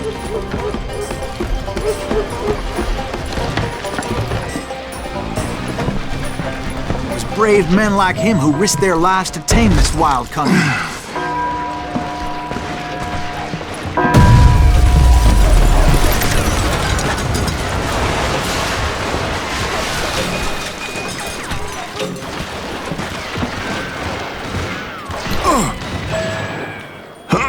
We've got company. Heroic men like him, who did what other men couldn't or wouldn't to make this country free. Like Jim Bowie, Davy Crockett, who died defending the Alamo.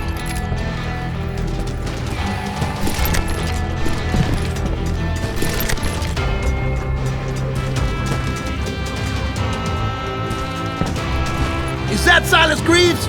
Son of a bitch!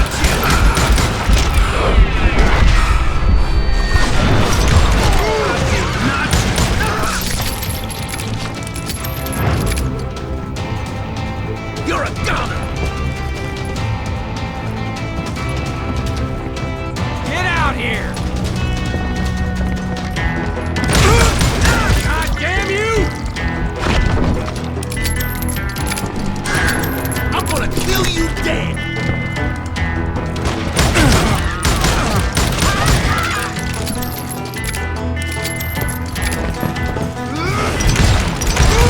You'll die for this, you hear me?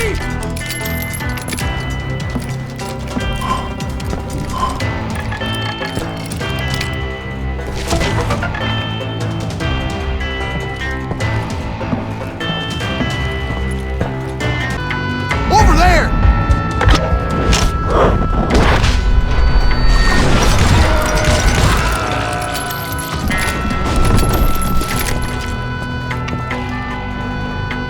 That's Silas Greaves! What the hell?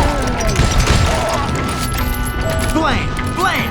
He came away victorious, taking down those thieving Daltons.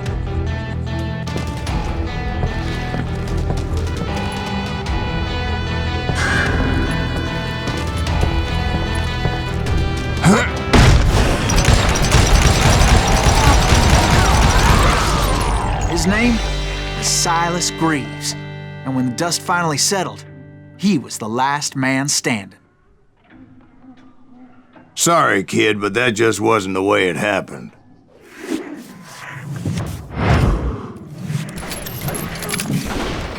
It was early evening, not high noon.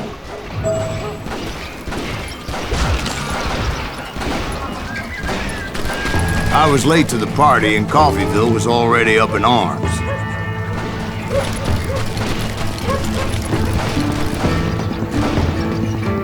I'm ending you! Daltons blew up a safe, and we're all set to hightail it out of there.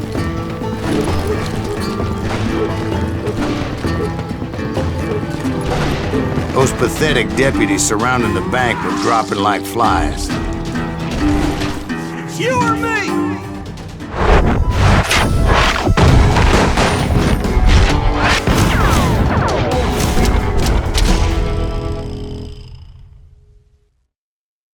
I had been tracking those jokers for months, waiting for them to do something reckless. Finally, they did. Those stupid bastards decided to rob 2 banks at the same time in the same town where everybody knew them. But they still had friends in Coffeyville.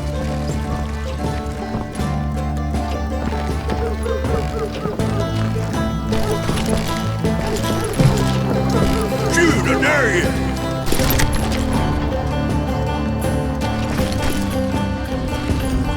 You come out and I will. get me.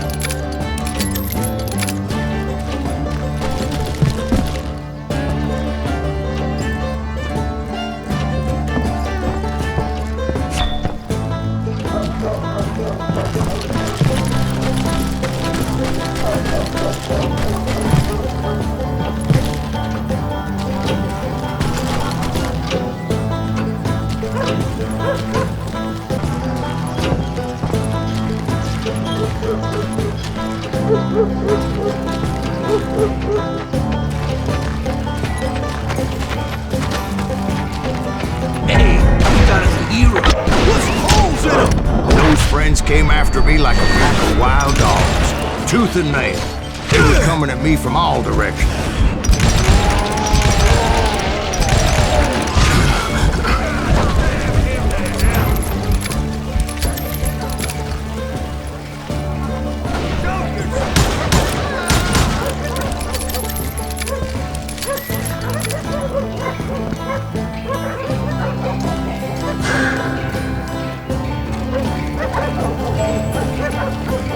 I caught sight of the Daltons running with the money and didn't want to lose them. Problem was, they knew the town better than I did. And to top it off, I found myself in the middle of another shootout entirely. Did the Daltons hole up in somebody's house? No, it was the Smiths, I believe. Shoot him down! They were cousins of the Daltons. And they were shooting at the Browns, who were shooting at the Daltons. Which wasn't any surprise, because those two families have been feuding forever. And since the Joneses are related to the Browns, they shot at the Smiths, pissing off the Heimhoffers, whose daughter recently married a Smith. Well, bullets were flying every which way as all the old feuds in Kansas caught fire all at once. There was a hell of a lot of pissed off people in Coffeeville that day. But that's just the way life is sometimes. Shit happens.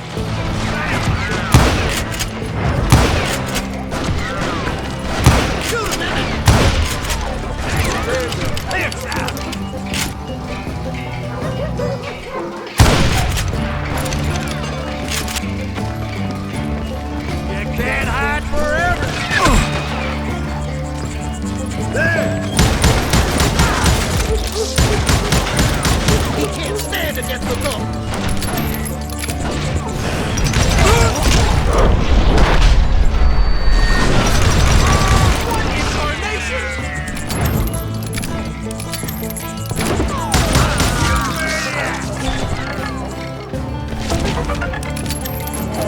This plan cannot fail.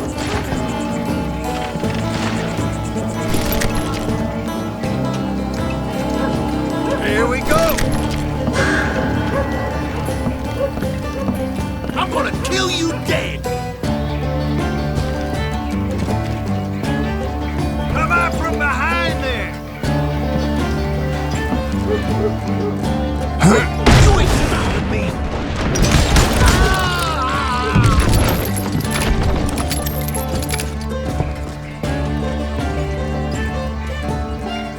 You're a goner! Can't hide forever! I ain't backing down!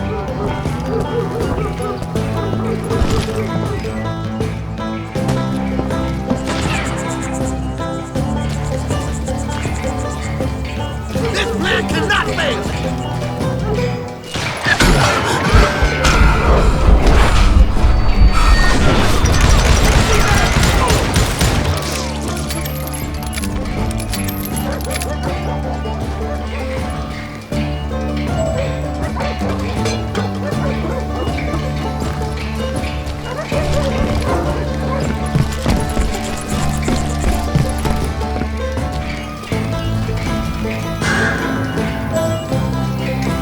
The Dalton boys knew I would never give up. Those Daltons weren't the sharpest knives in the drawer, but they always stood together. They set a trap to slow me down and allow at least two of them to escape. The third brother stayed behind to plant me, just in case that trap of theirs didn't work.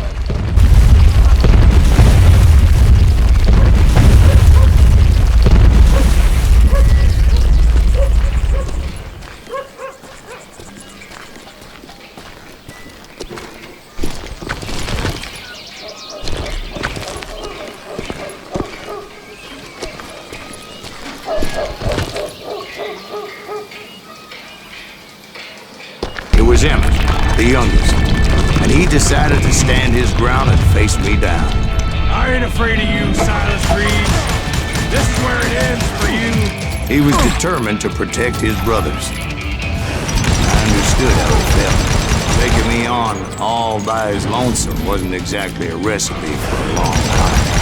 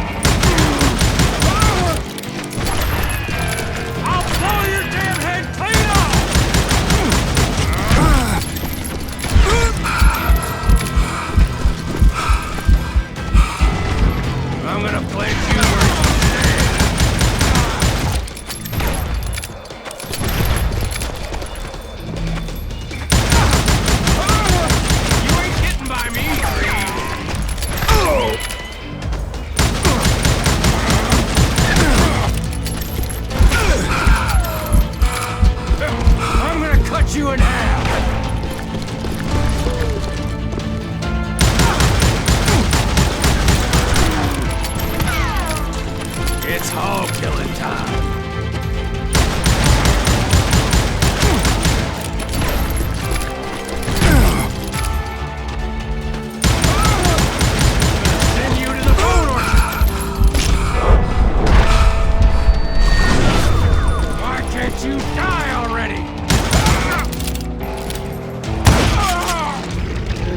But Emmett Dalton survived the robbery in Coffeyville. He's the only Dalton who did. They say he was shot 23 times. Well, Dwight, who do you think put all those damn holes in him? But I have to admit, that boy had grit.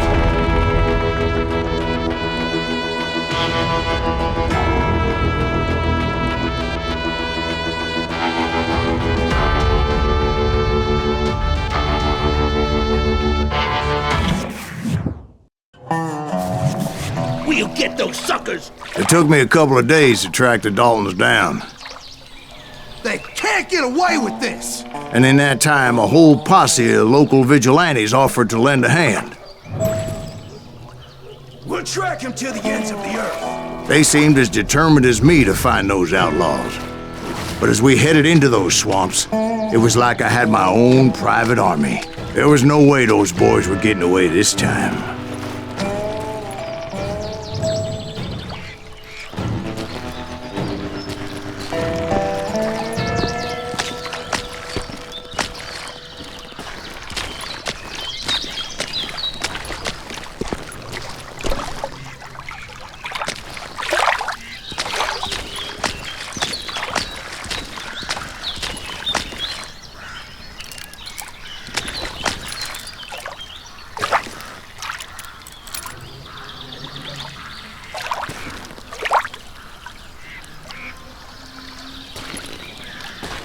It was early fall, right? Beautiful time of year. At least you had the weather on your side. Not by my recollection. It was damp and foggy as hell.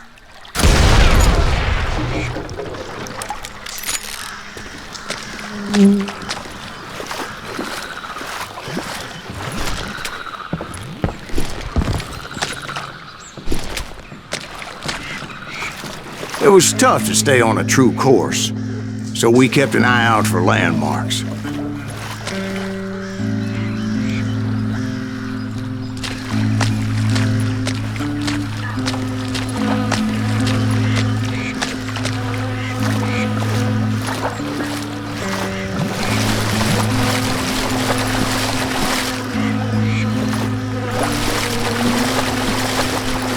It was autumn. The maple trees were in full color, red as blood.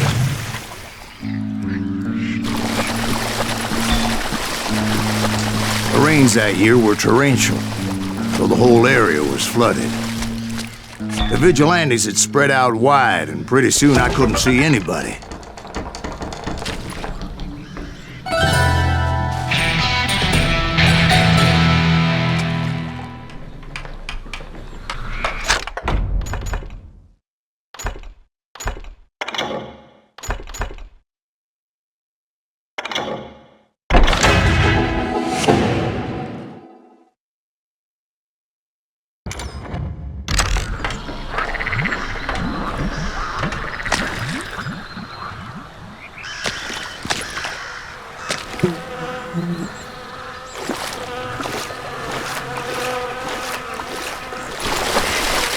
Bury them in the swamp! Plant them where they stand!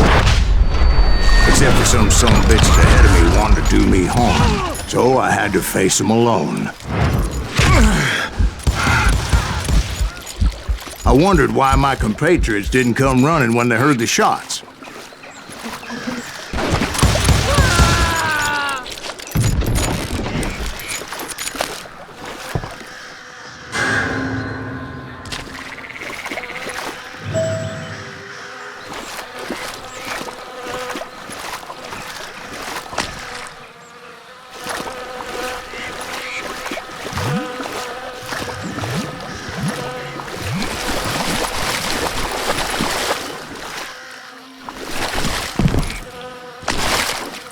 So did you find the Daltons? Not yet, but I did have the questionable pleasure of meeting a few of their friends.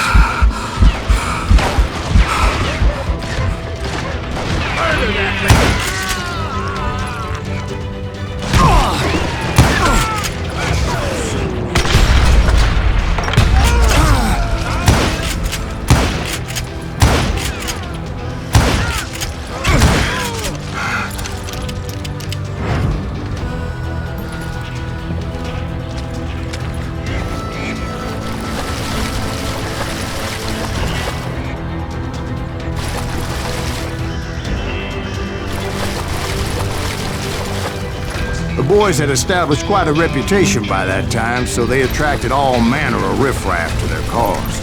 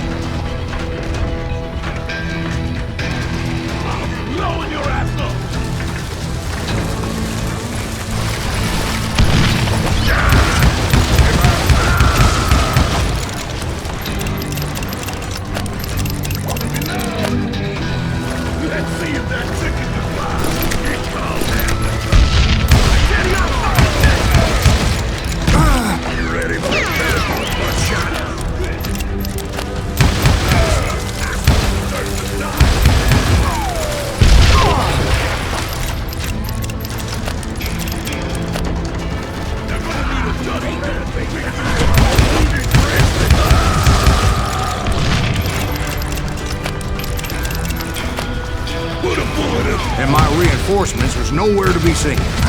Point being, I was under serious attack.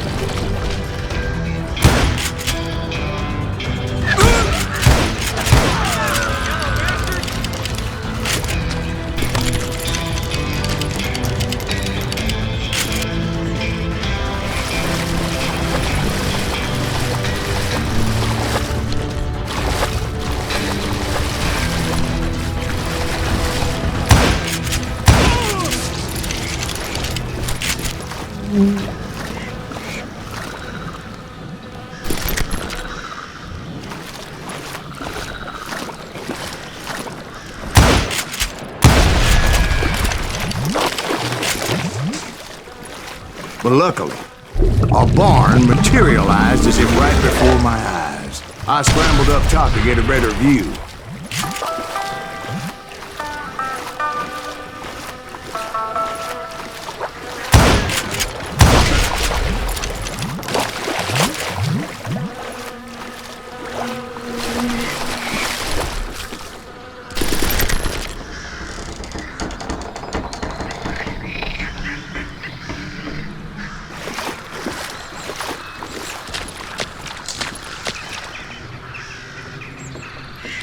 But just ended up falling inside. So, how did you get out?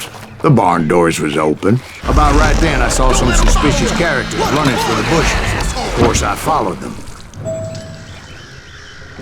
But that goddamn swamp was like a goddamn maze, and pretty soon I had no goddamn idea where I was. Steve? So I just started walking. And pretty soon,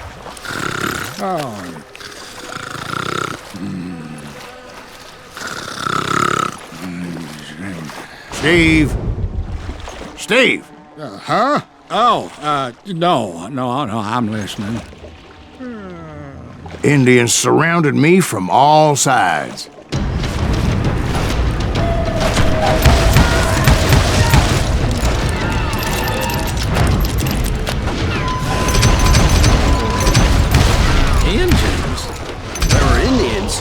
No.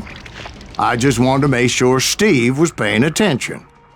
Now, where was I? You were following the Daltons through a swamp? That's right. See, Steve? Dwight's paying attention. No, I'm listening. I was just resting my eyes. So, where was I? The Daltons. Right. See, there's a reason so many outlaw gangs are made up of brothers. Being a brother is a very sacred thing. It's a bond like no other.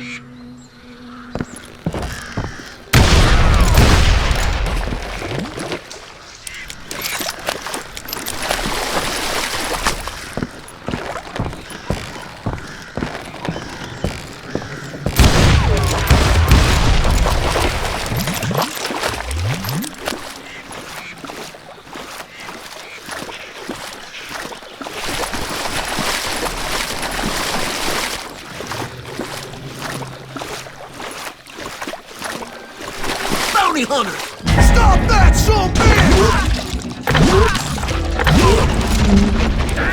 So did you ever find the damn Daltons? Not yet, but I did find a few of their cousins. Kansans breed like rabbits. More Smiths or Heimhoffers or who knows what. But hell, what's more important than family? I bet Ben knows what I'm talking about.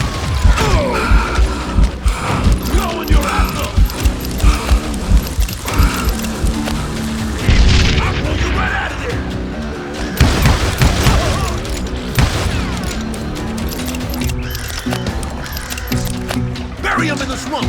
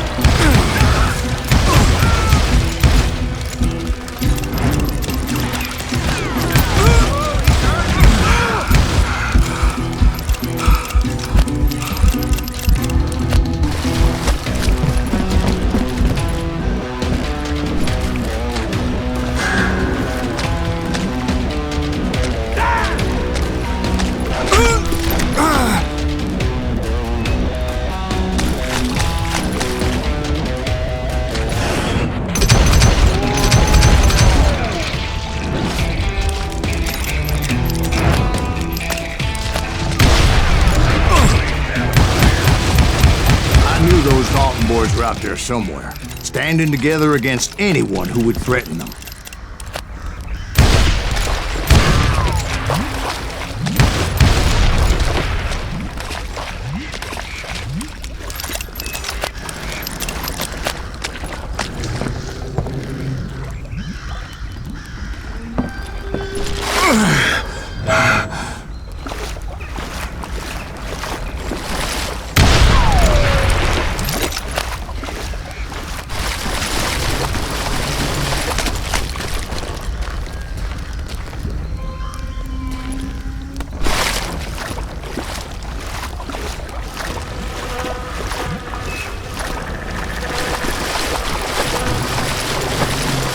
That's when I saw it. A goddamn steamboat. A steamboat? In a swamp?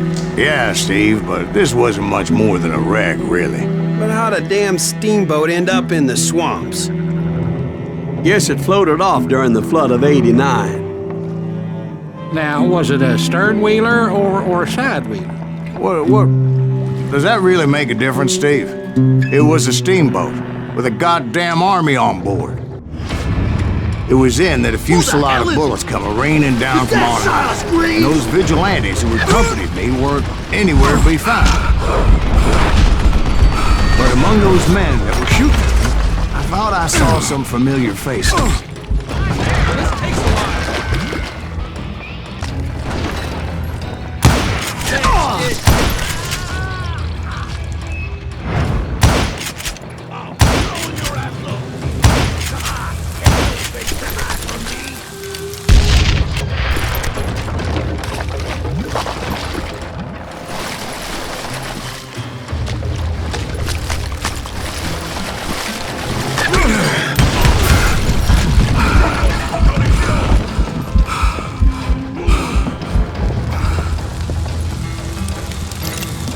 Let's see what you got.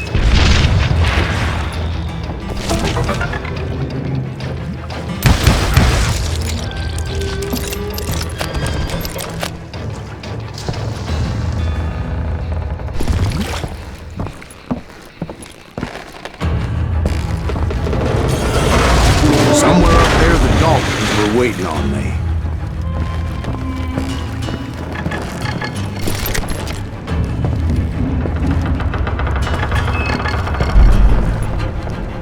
That's right.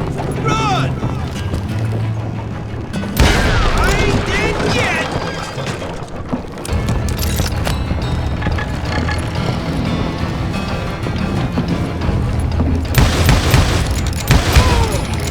Sorry, son of a bitch!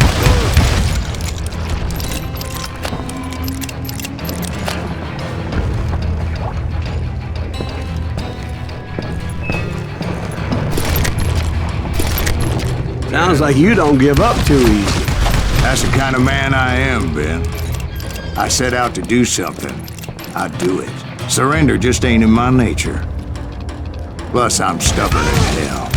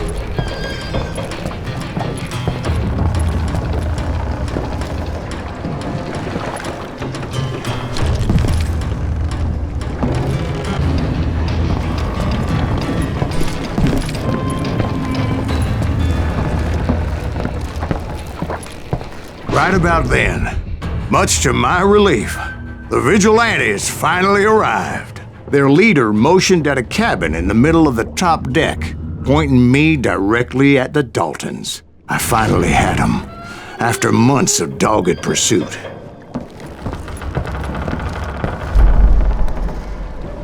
But it turned out that they had me. Take him out! I'm sending you to hell!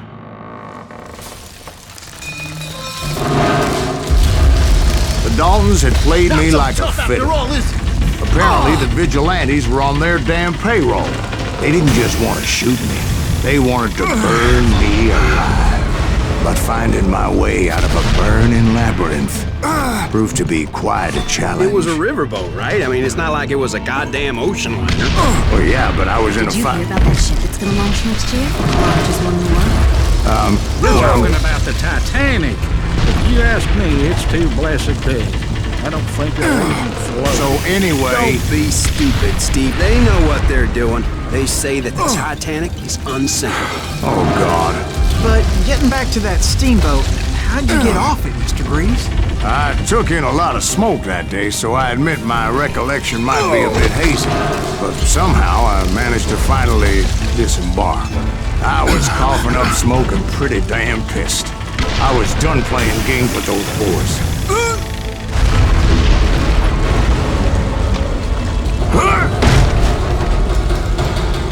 It was time to settle this once and for all.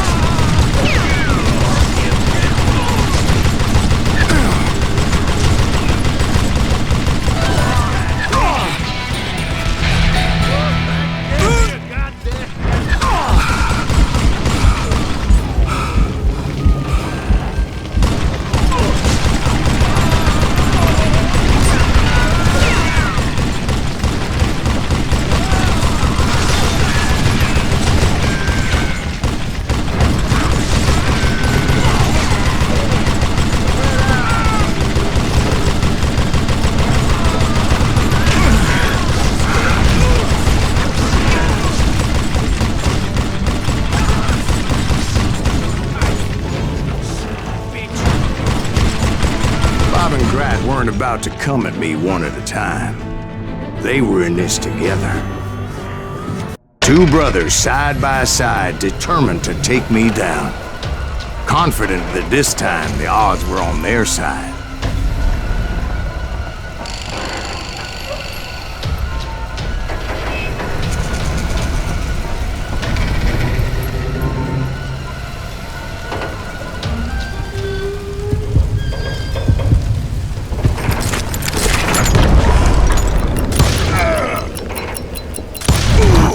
They got it wrong. A sad end for those two. If they'd only known that Emmett was still alive despite his wounds. Paroled 14 years later, he moved to California and sold real estate and lived off the legend of that fateful day. And the tragic death of his two brothers.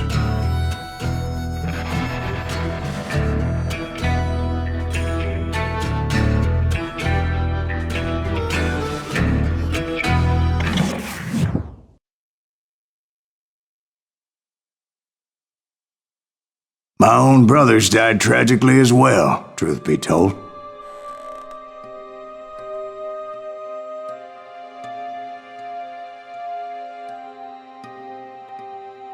It was 1868, and me and my older brothers were pulling a tidy profit running cattle into Juarez, Mexico. One night after my brothers retired for the evening, I found a little poker game in a cantina with a couple of cowboys. And I just couldn't lose. I even won an old Spanish coin that had to be 100 years old. Well, I was mighty pleased with myself the next morning as my brothers and I rode for Texas. But before we crossed the border, those cowboys caught up with us. It was Johnny Ringo, Roscoe Bob Bryant, and another asshole named Jim. They wanted their money back and everything else we had, including our lives, as those boys didn't want us coming for them later. Bob put that old Spanish coin in my mouth and said, "I won't have it said that I left you with nothing, boy." Well, those horses bolted, and there we hung as those bastards rode away. The branch finally snapped under the weight of the three of us, but being my older brothers were bigger and heavier, they were already dead. And right then I swore to myself that I would avenge them. Ringo you know about. But Bob eluded me, until I heard he was riding with the Wild Bunch.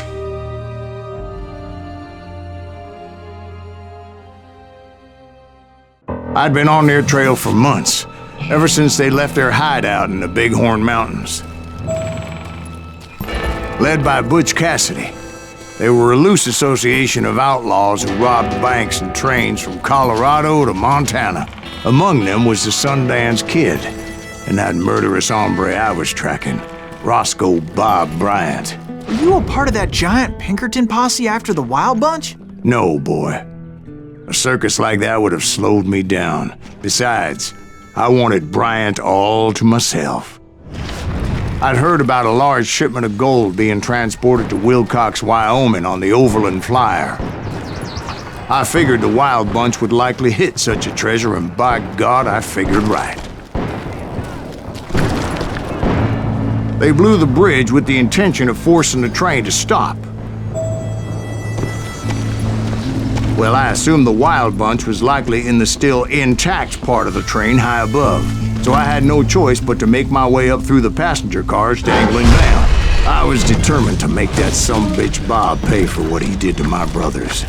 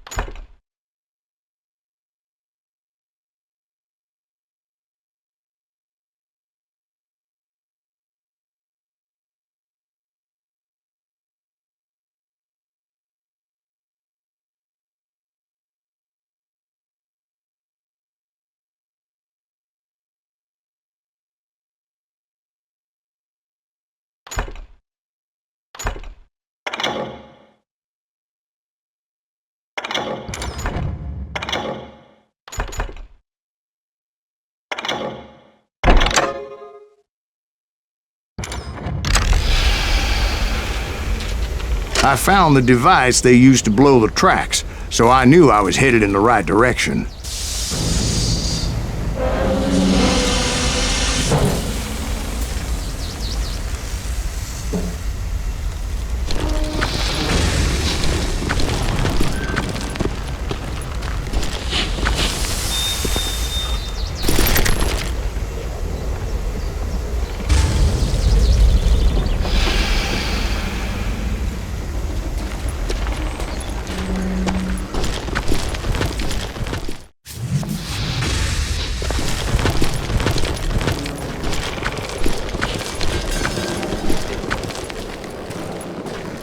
Who's that son of a bitch? Is that Pinkerton!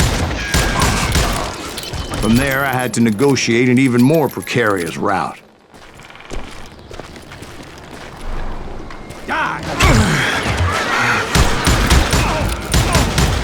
But first, I would need to get my ass out of there.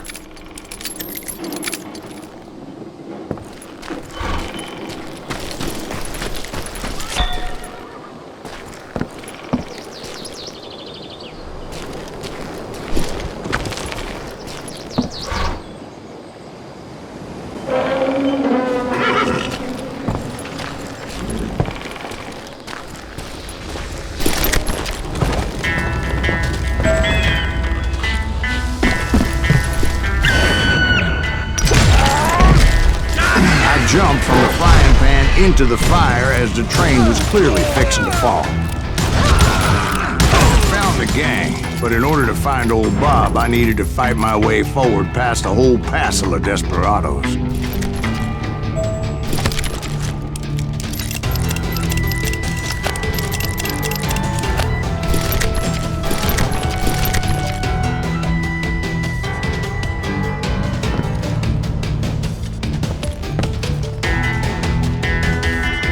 Outside, inside, any way I could, I made my way towards my prey.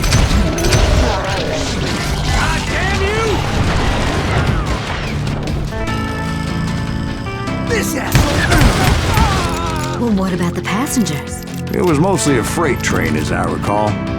There were no passengers aboard that day.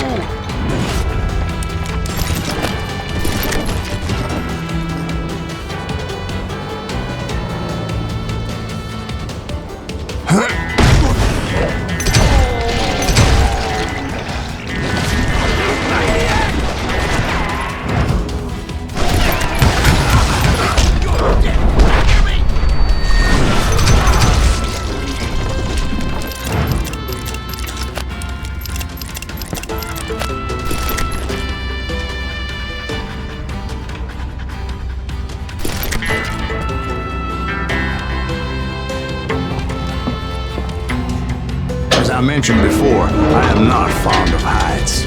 But I was too busy dodging bullets to worry about falling to my death. Odds were I was likely to die that day anyway. So I was determined to take down as many of those bastards as I could.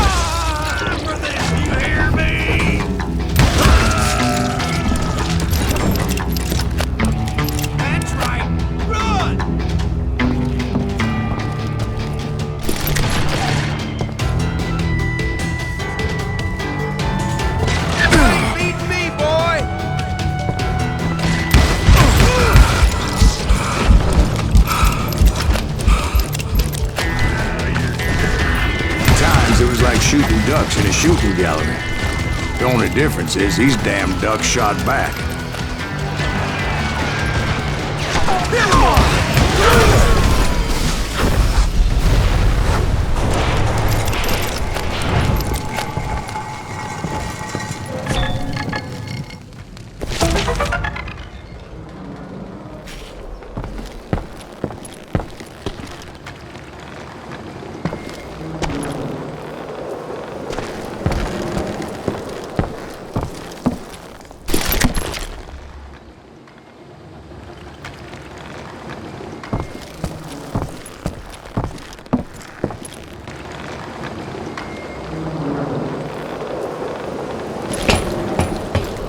I kept hoping the law would show up and give me a hand. You mean like that giant Pinkerton posse that I read about? Did they come riding in, guns a-blazing to help?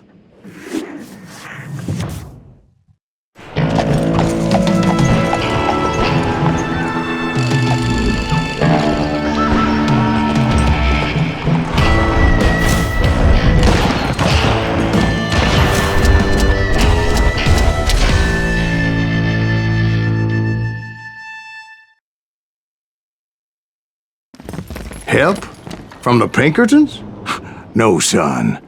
I had to fight the wild bunch all by my lonesome, as usual. Who the hell is that?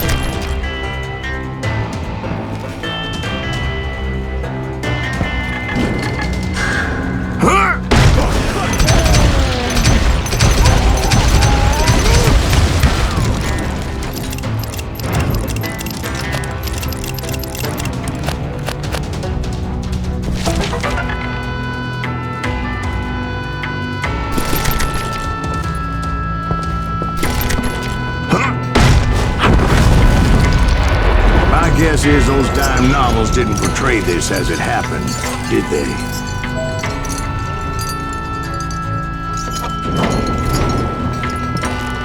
Only a few stragglers were left. I had to cut them down pronto if I was going to stay on old Bob's trail.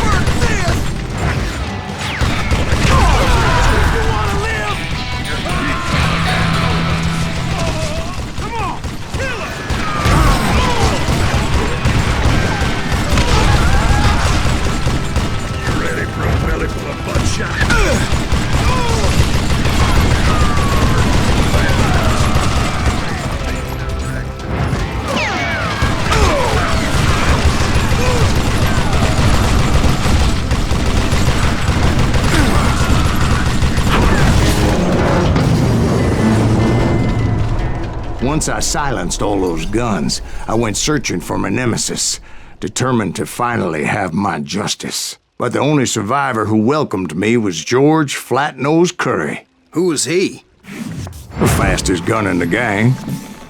Right after Sundance, I mean. And Kid Curry, and maybe Elsie Lay. Though some folks might dispute that.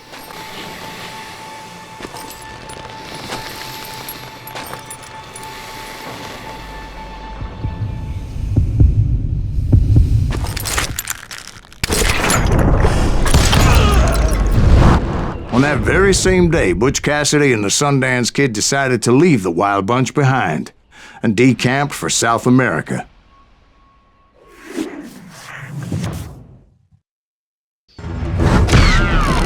They ended up living down there for many years, but I'm sure you already know all about that.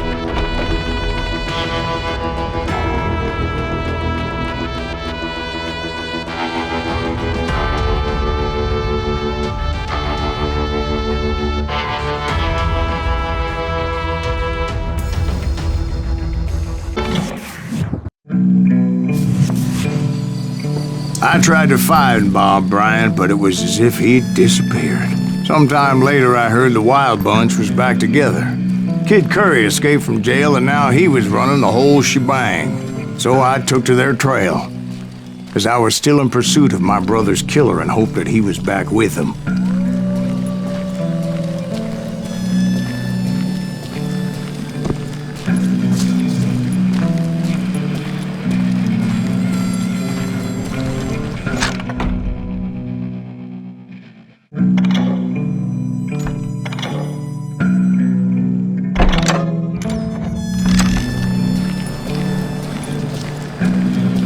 Kid Curry's kinda crazy, ain't he? Don't let him hear you saying that. Anyways, I tracked those boys to a camp right outside Parachute, Colorado. Being outnumbered, I didn't bother with a warning shot. I just started taking those bastards down.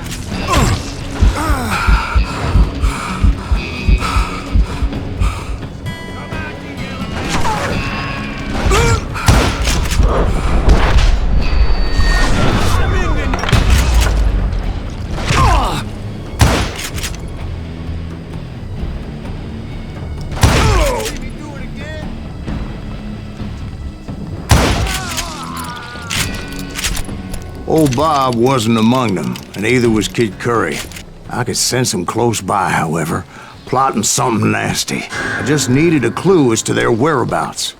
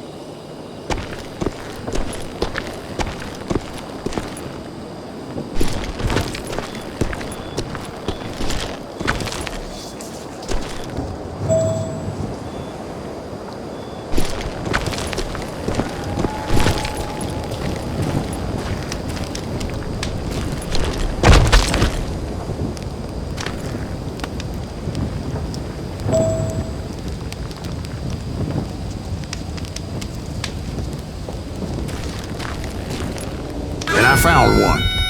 A map with their bold plan clearly marked. This time they were fixing to blow up a train trestle. Property of the Union Pacific.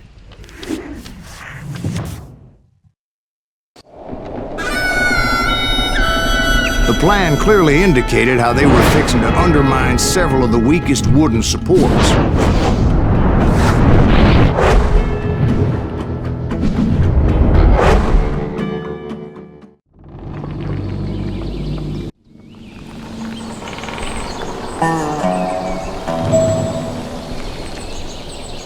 Kid Curry was considered the wildest of the wild bunch. It was said that he fathered 85 bastard children, though some say it was only 5.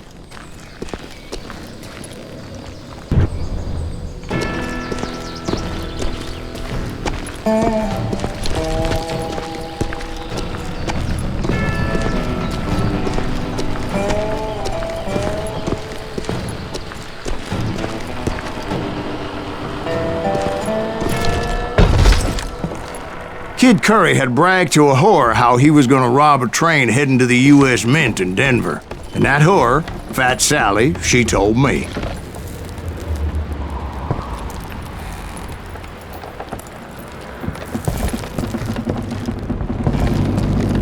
The bridge was rigged with dynamite, so I decided I'd best be careful confronting those bastards.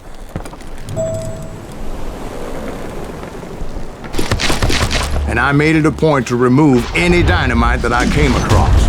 A moment later, I saw a ladder that somehow had escaped my attention. Don't you blow us up now. Don't worry, I know what I'm doing.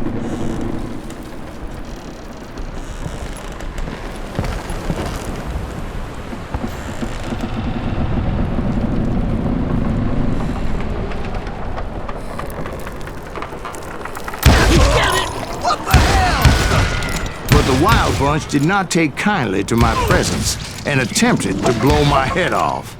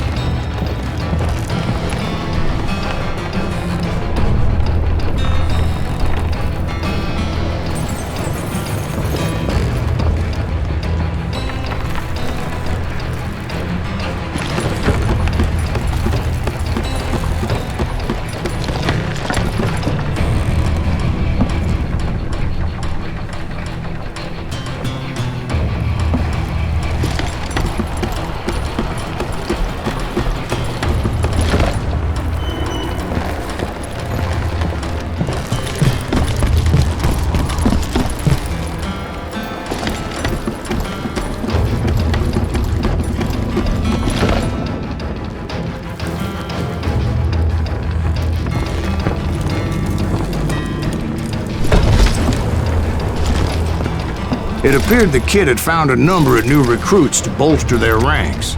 Guess there's always desperate men willing to trade their lives for stolen treasure.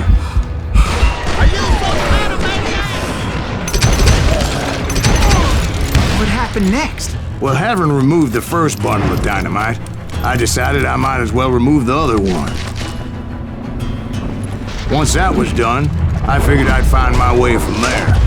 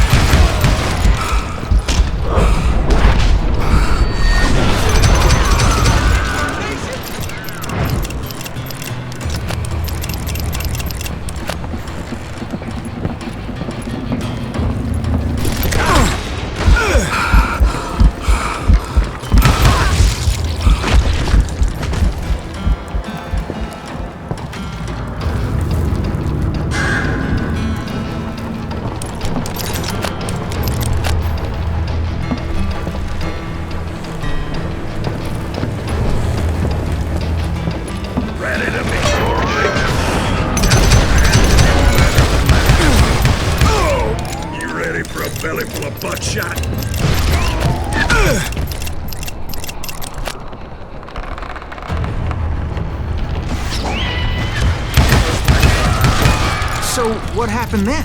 Had to remove more of that damn dynamite.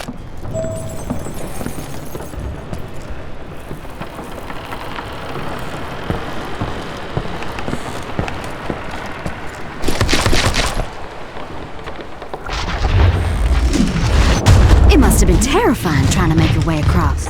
I was sweating it a bit, but then I noticed a footbridge tied up on high, so I shot the rope.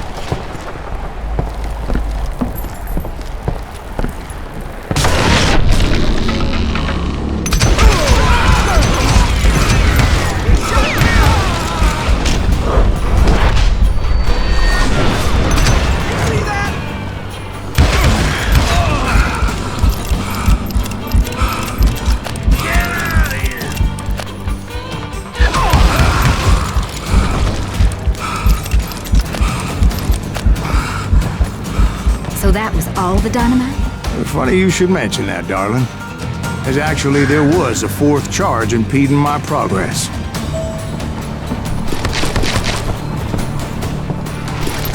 Once I removed it, my path was pretty clear. I cut you in two.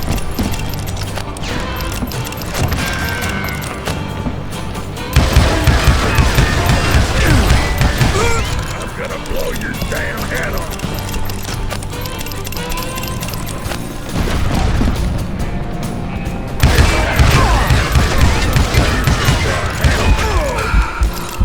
You ready for a bullet shot?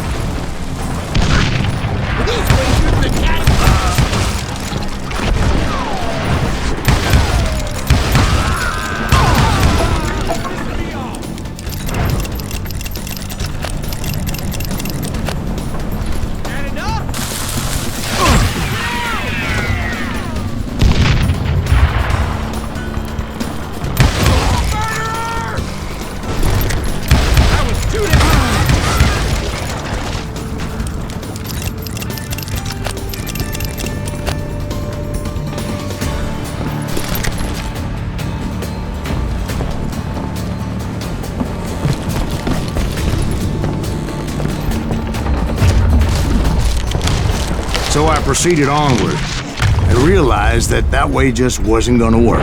I needed an alternate path forward.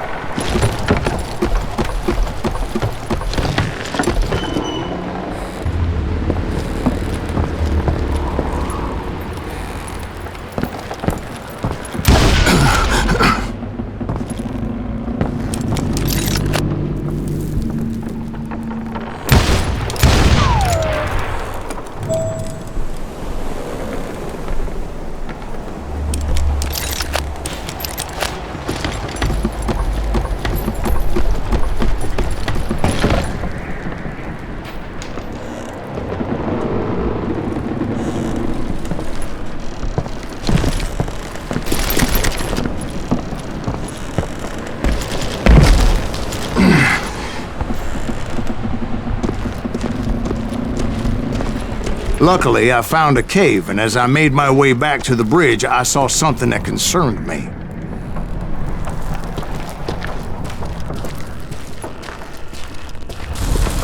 It was a long, burning fuse, and it was moving fast as hell. I had to catch it.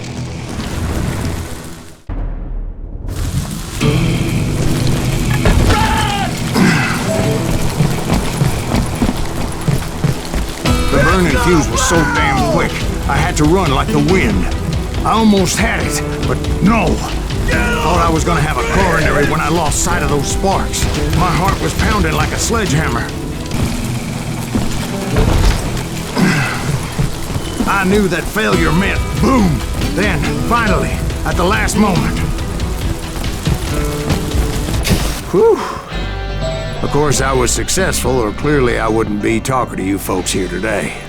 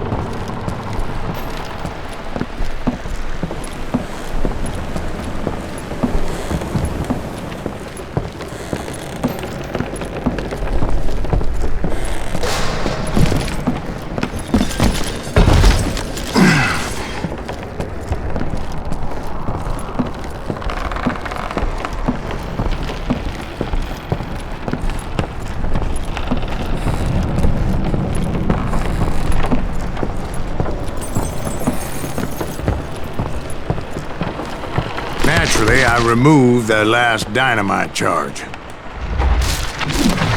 Well, it was a touching reunion.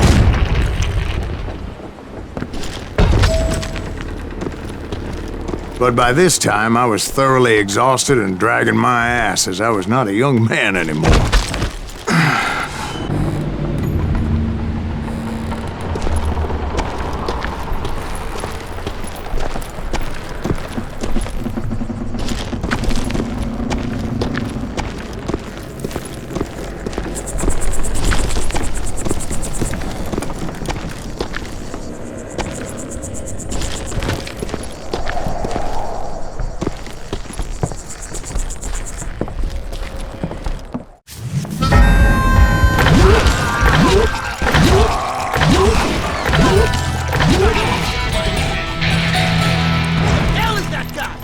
Crazier than Kid Curry, ask me! You're in a damn fruit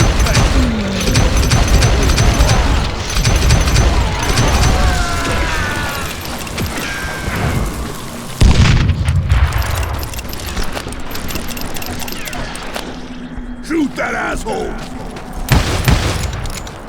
Dodge this!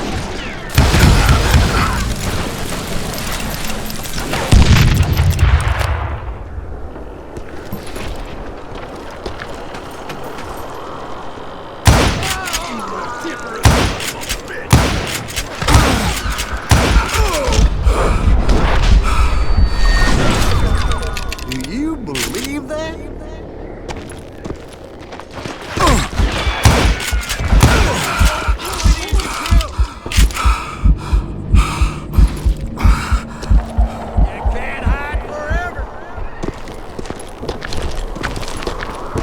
Just when I thought things couldn't get worse, Kid Curry opened up on me with a goddamn Gatling gun. It was hidden in this tunnel and pretty well shielded.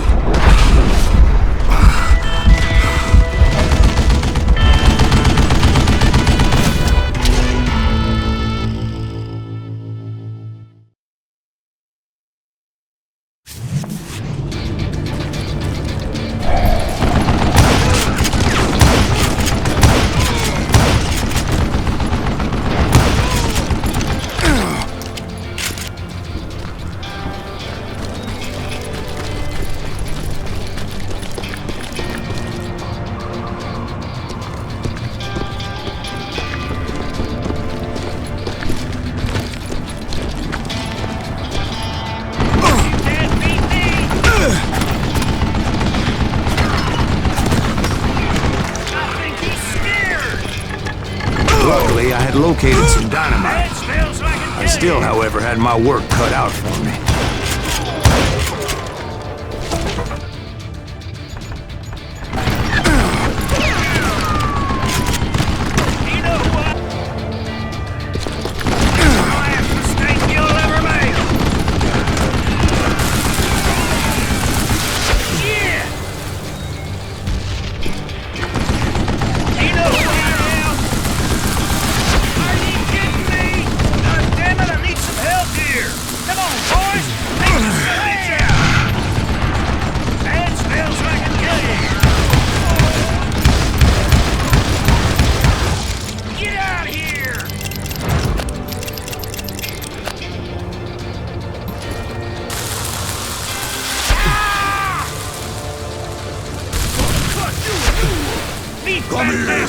Eventually, I brought that tunnel down.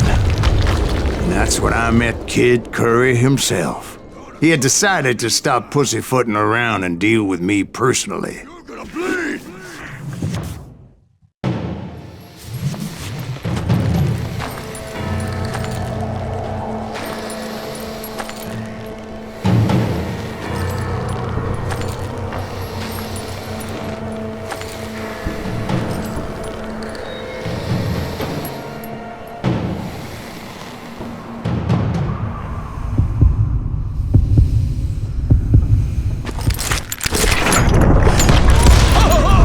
Fast as he was, I was just a bit faster. And as he lay wounded, I demanded to know the whereabouts of Roscoe Bob Bryant. He shouted at me, "Is that what this is about? Bob went with Butch and Sundance to South America. You ain't never finding him."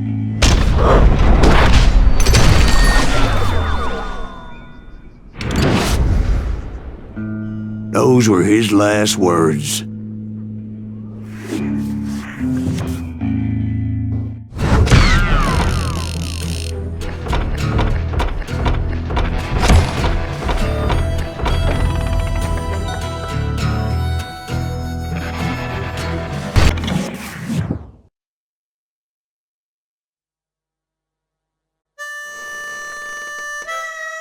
So, Bob Bryant got away?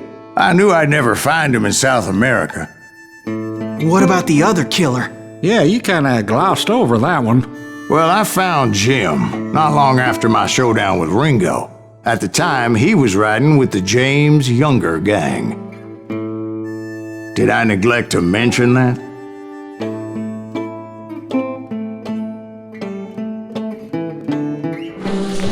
Jesse James? The greatest outlaw who ever lived? Jesse and his kin rode with Quantrill when he raided Lawrence, Kansas, and killed near 200 people, boy. Nothing great about that. And from there, him and his brother went on to rob banks and trains from Kansas to Missouri. Which is why there was such a rich bounty on their heads. 40 grand for both of them, dead or alive. That's one hell of a payday.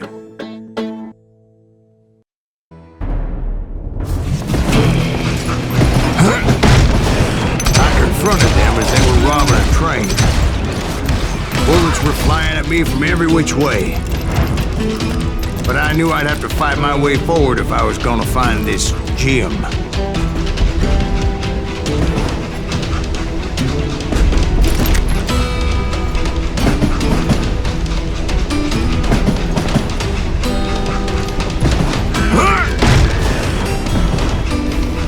You don't want to mess with us!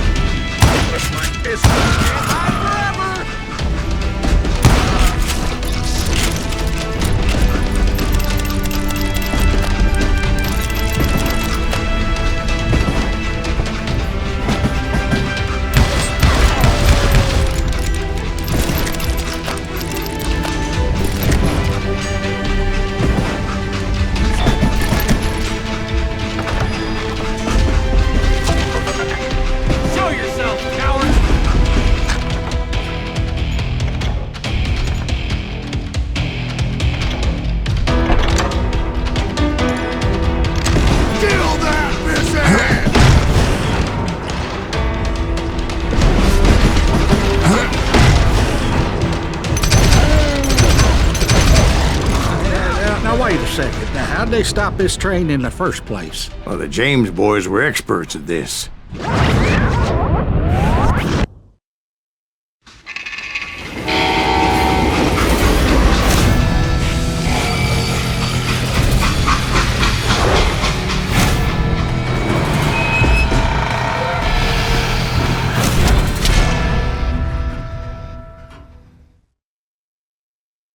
They hopped a freight train, having heard there was a big payroll in the express safe. So, I hopped the same train.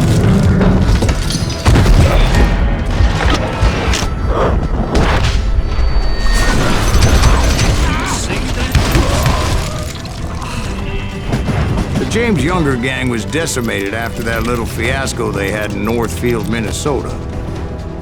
So Jesse needed more men and took on the killer I was after, along with a host of others. I was hoping to find my man and put a bullet in his head.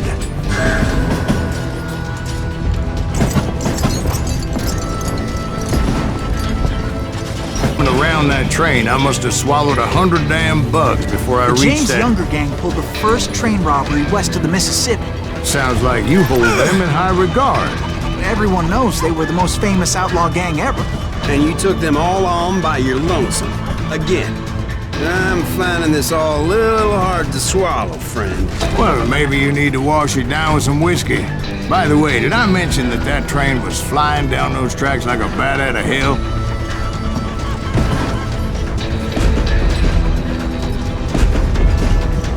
Yeah, you know you can't beat me. Kill that cocksucker!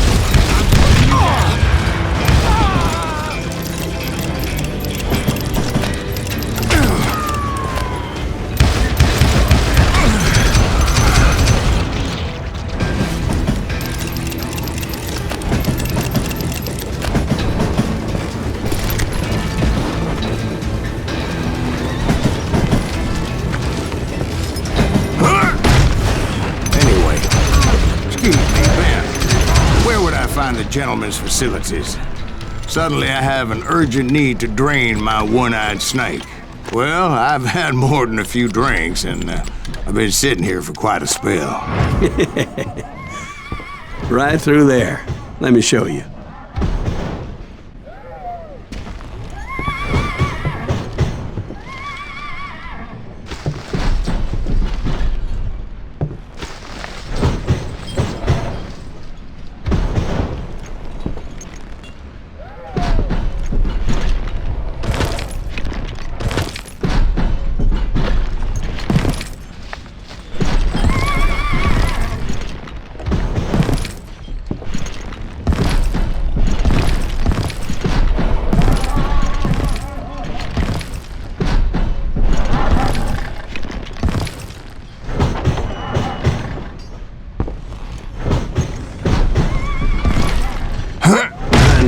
So much malarkey in my life.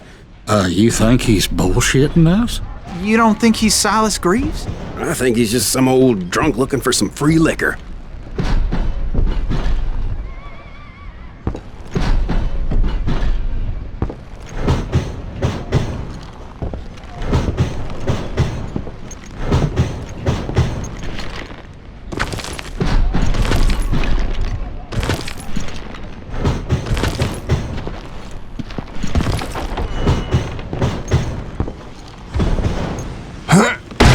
Jack, I think I believe him. You don't think he met Jesse James? Oh, you gotta be kidding me. That story makes no sense at all. Jack. I mean, you gotta be 2 bricks short of a load to believe that cock and bull story. I don't agree. Jack, lay off the bar. You seriously think that tired old man went toe-to-toe with Jesse James?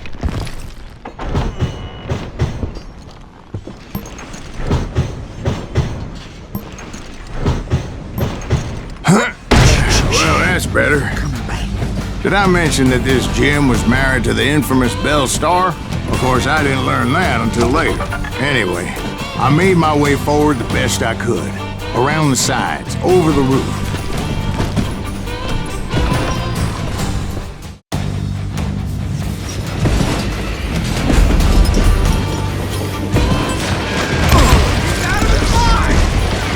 At some point, some sumbitch saw me and shouted out, "It's the damn Pinkertons!" It's the damn Pinkertons! Now, I never worked for that limey cocksucker, but I guess they assumed I was one of his assassins. Those evil bastards firebombed Jesse's mother's house and killed his stepbrother. So it's no wonder each and every asshole on that train wanted me dead. Everybody's always mistaking you for somebody else, aren't they? Why is that, I wonder? Don't rightly know, Jack. I'm just telling you how I remember it. I bet you are. You can't fight a gang!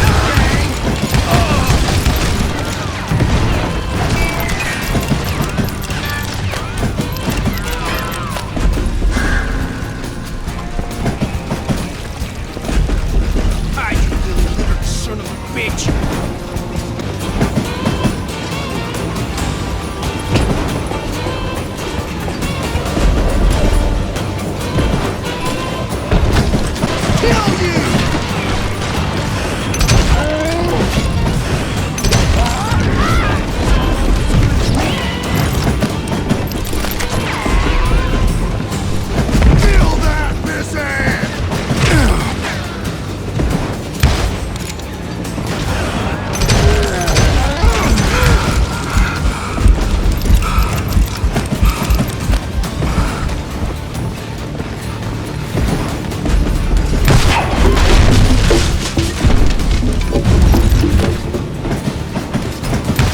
If I was ever gonna find the front of that train, or the bastard I was after. Right about then, I was attacked by some asshole on a Gatling gun. Yeah, seems like you run into a lot of them. Asshole? Gatling guns. Yes, I did. Now, I don't remember how I took it out. It was either a bullet or dynamite. Where would you find dynamite? Does it really matter, Jack? You're messing with the flow of the story here.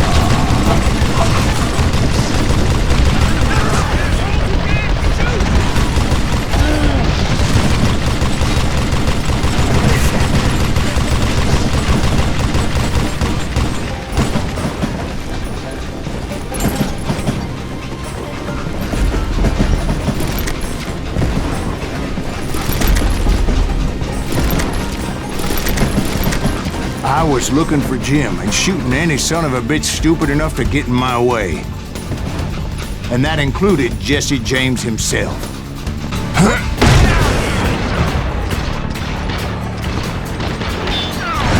Shoot that stupid son of a bitch!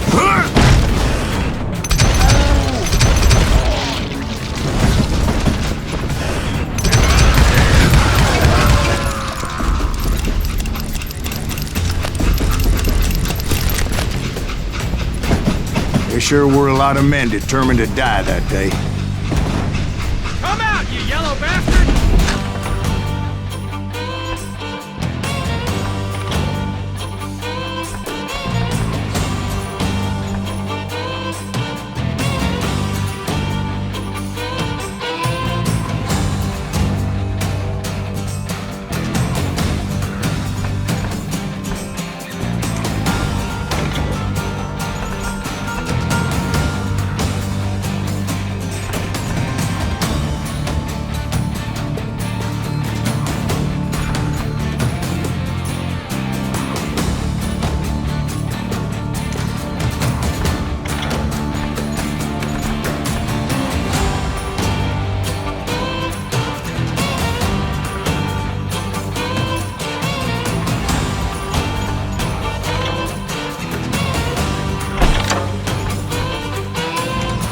Kill that missing!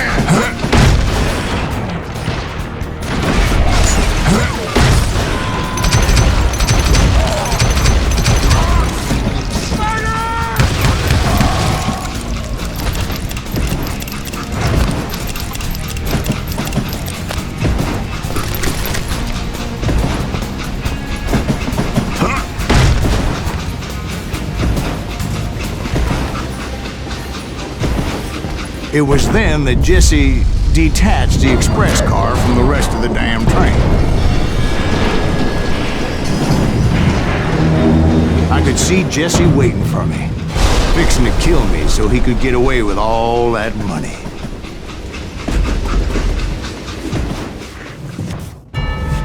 You had a showdown with Jesse James? Of course he didn't. Everybody knows that Jesse was killed by Bob Ford. Yeah, Jesse went out like John Wesley Hardin. Coward shot him in the back of the head. Guess it doesn't matter how far you run, does it, Ben? Your past always catches up with you.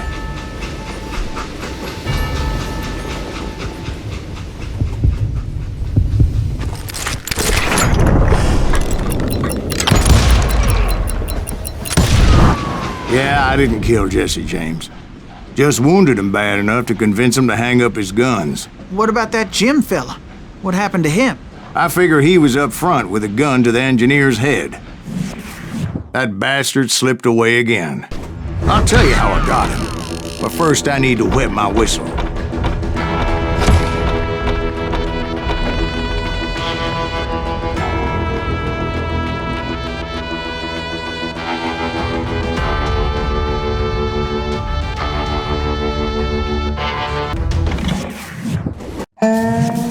After my showdown with Jesse, I continued to track his brother, Frank, and that sumbitch Jim. I followed those bastards into the high mountains as they were going to ground. What mountains would that be? Somewhere in the Ozarks, I believe. The perfect place to hide out from the authorities.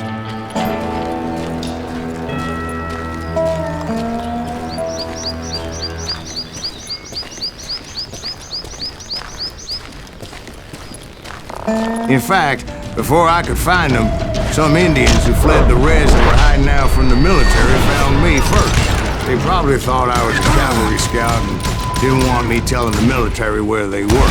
Indians? Yeah, they could have been Cheyenne, but there was all sorts of renegades roaming the landscape back then.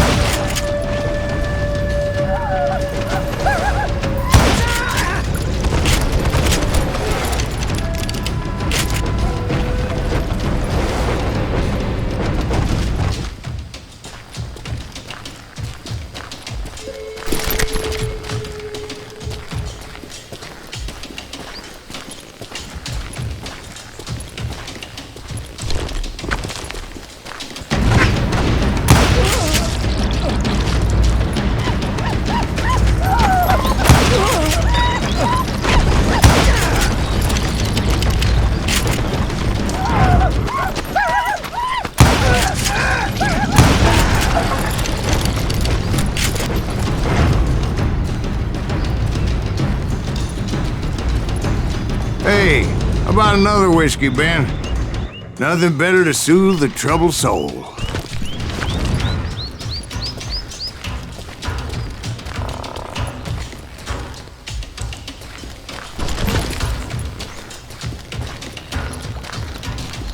Now, where was I?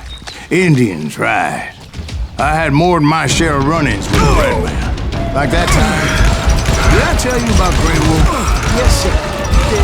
Of course I did. In fact, I could still remember that old medicine man's words to me. Jesus Christ, we're back to that again? You carry great darkness in your heart. It will claim your soul. You will come to this place again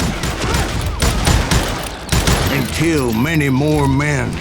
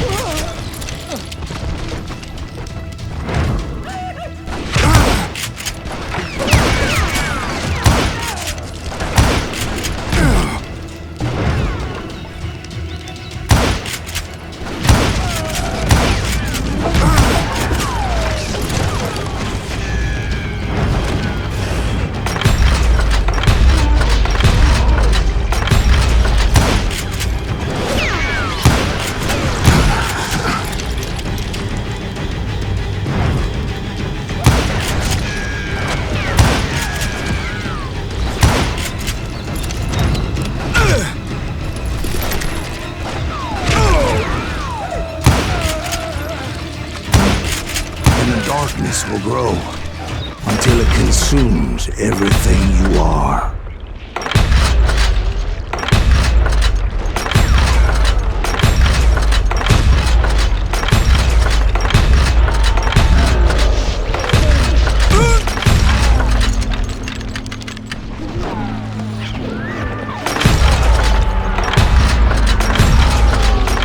So, did you ever find it?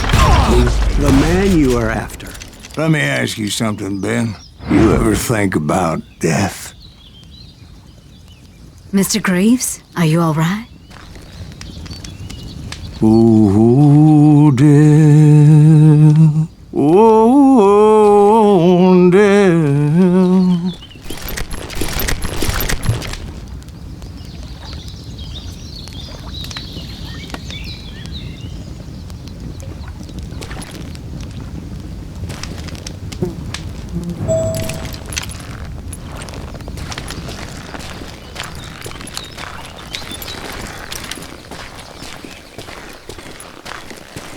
Won't you spare me over till another year? What is this that I can't see? With ice cold hands taking hold of me.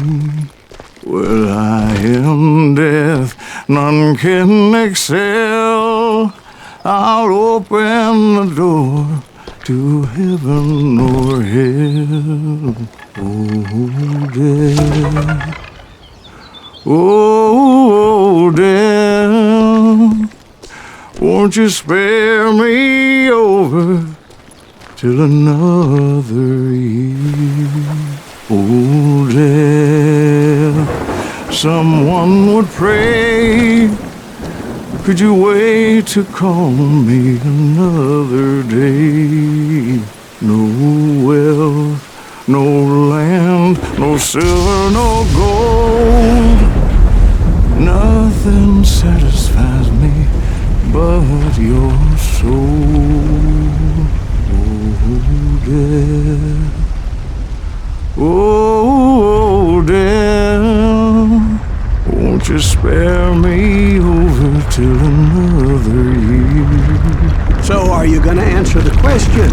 What question is that? Jim Reed. Did you ever find it? Reed was indeed that son of a bitch's surname. That's right, Ben. A despicable character. I remember him laughing like a hyena that cold morning they lynched me and my brothers. He was intent on avoiding my vengeance, but nothing was gonna stop me. Nothing.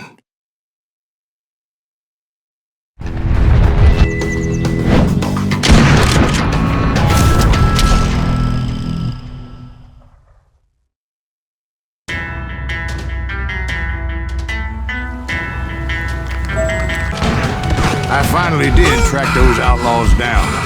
They had long rifles with scopes and were well positioned to pick off any poor soul who came anywhere close.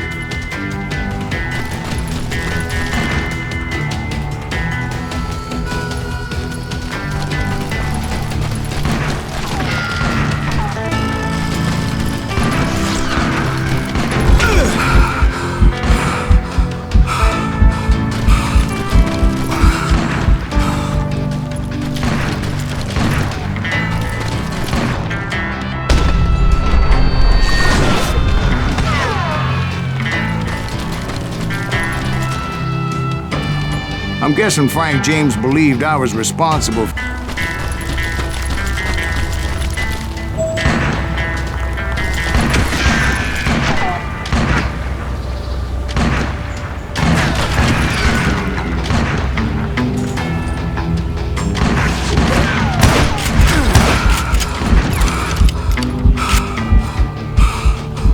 backed off as I closed in on him, but he was still intent on killing me.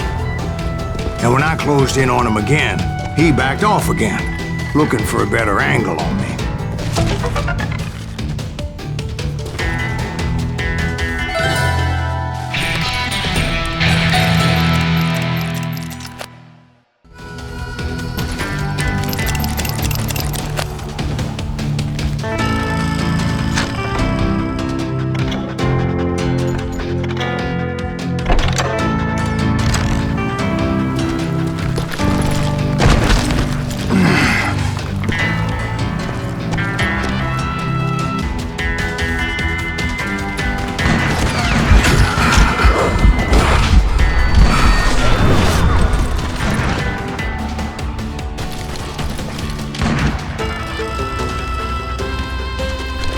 Hell, I can't fault Frank for wanting his revenge, as I was there for the same damn reason myself.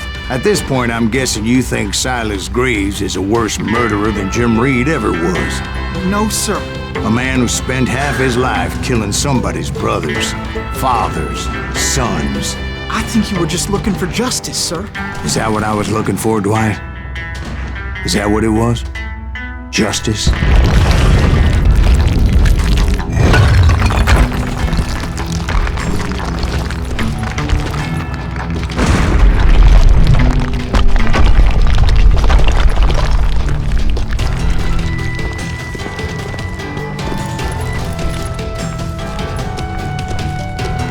Isn't that why you were hunting the James gang? The James gang. Right. I finally found Frank holed up in his mountain cabin, and he was determined to have me dead.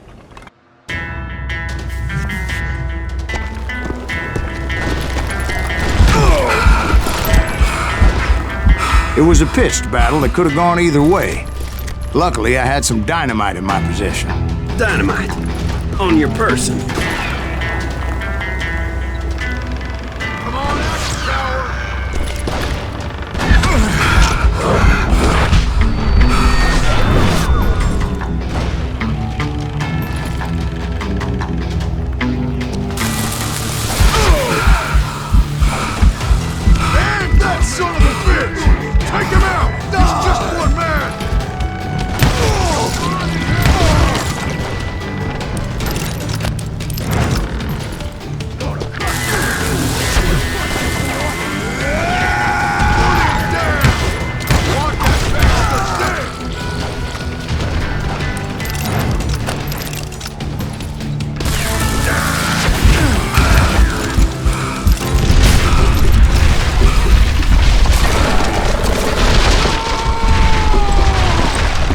Shack? Well, it went tumbling right off that cliff. With Frank James still in it?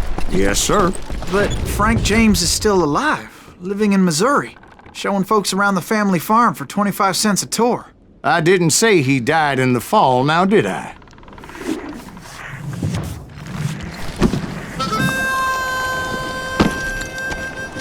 I'm done with this damnable outlaw life! Kill me, don't kill me, do what you will! At this point, I just don't give a shit! I explained to Frank that I had nothing against him personally and that I was looking for someone else. You want Reed? Have at him! I never did like that bastard! I am done here! We parted in peace as Frank pointed out the path to my prey before making his way back down the hill.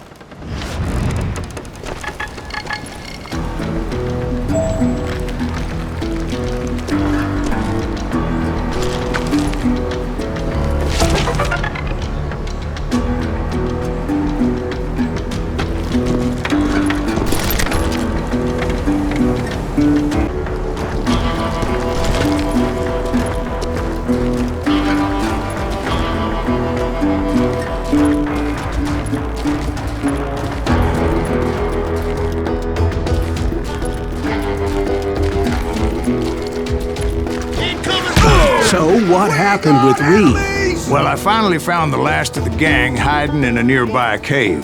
First, I had to dispatch the lookouts.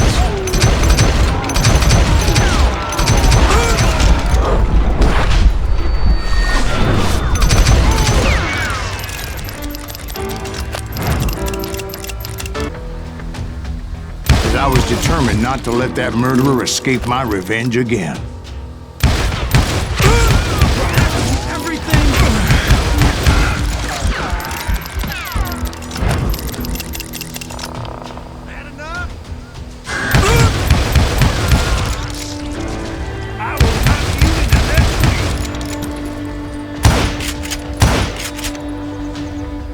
Rather than wander in willy-nilly, I decided it would be better to smoke that sumbitch out. "Hey, Reed!" I shouted. "No wonder you're so ornery. Can't be easy being married to Belle Starr. While you're off providing for the family, she's spreading her legs for every Tom, Dick, and Cole Younger. Not an attractive woman exactly, but very friendly. At least she was to me." Son of a bitch!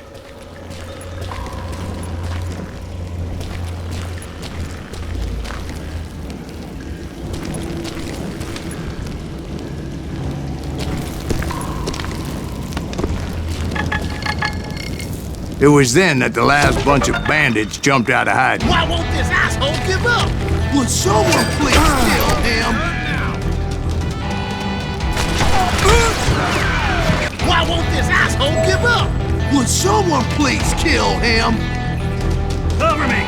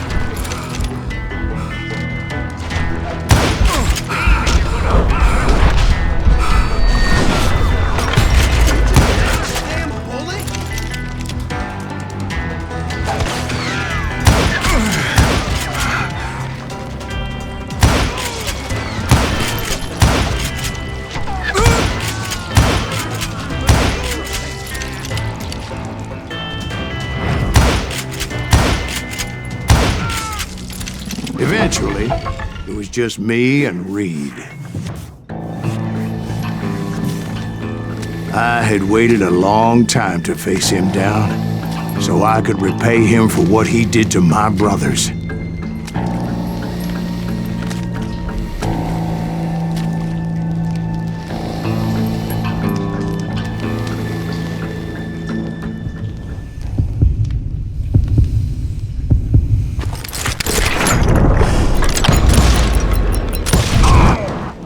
And repay him I did.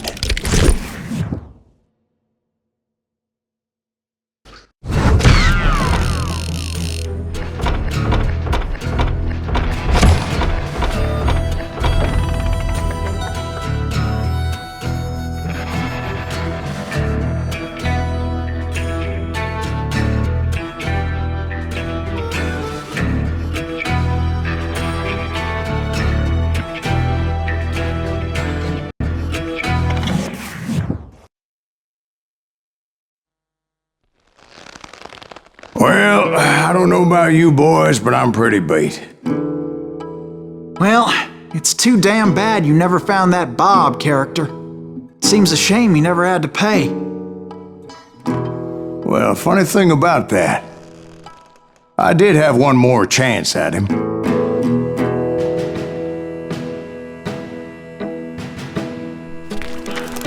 Six months ago, I heard that Butch and Sundance were back in the States and had gathered up some of their old gang. I tracked them down, hoping that Roscoe Bob Bryant had returned with them. So you're saying they didn't die down in Bolivia? That's what I'm saying.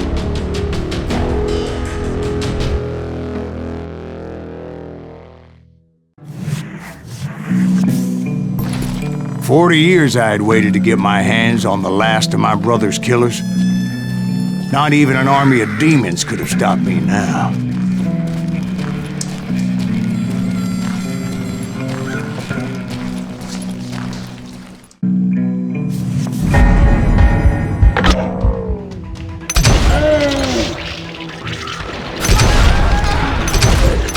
Both Johnny Ringo and Jim Reed fell fairly quickly.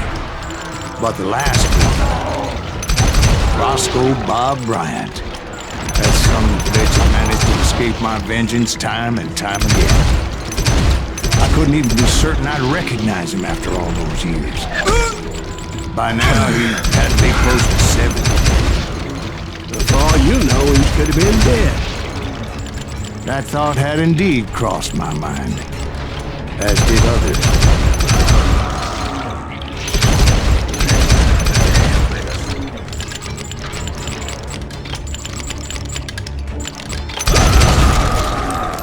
For instance, did my thirst for vengeance turn me into something worse than the man I was after? By this point in my storied career, I had killed more men than Bob Bryant ever had. I was furious as hell at that bastard for making me who I am. A man with no family, no friends, no purpose except shooting Bob Bryant dead.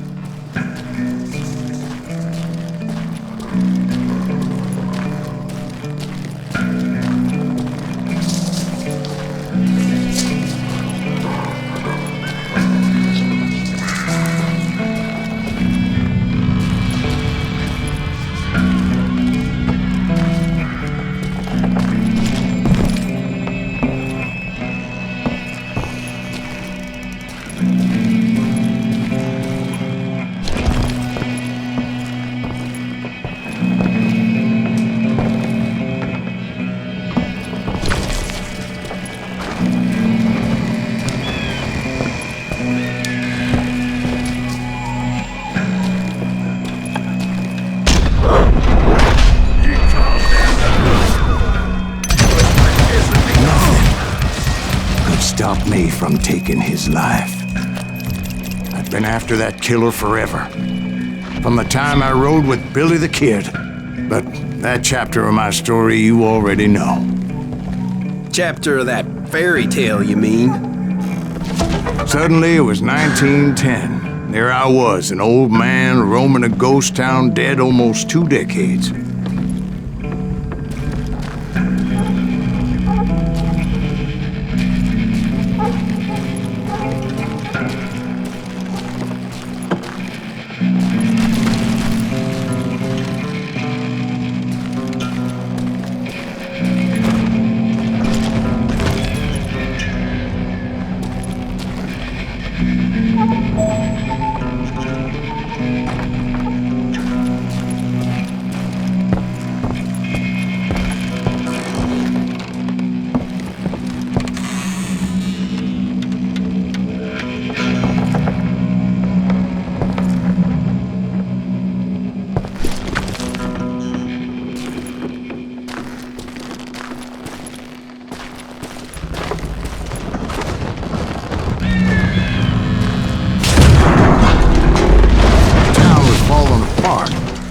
Just like me.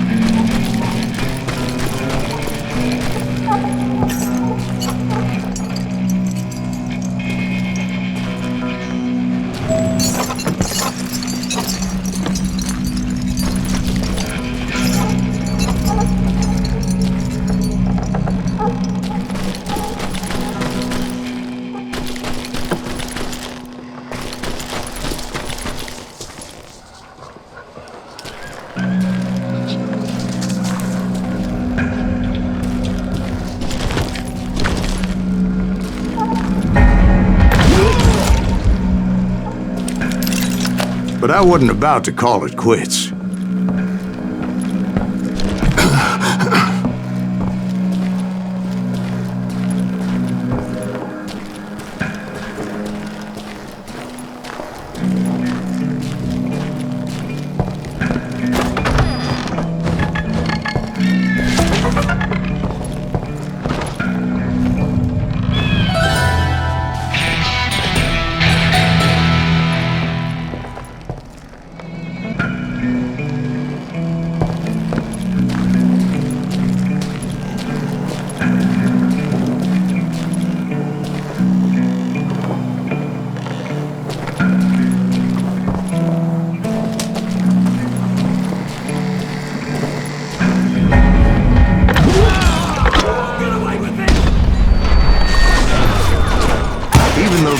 And my dead brothers were begging me to end what I started so long ago.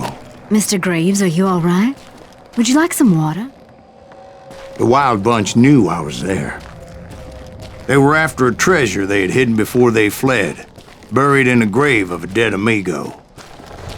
Some folks think the town is haunted, so they figured there wouldn't be many people poking around.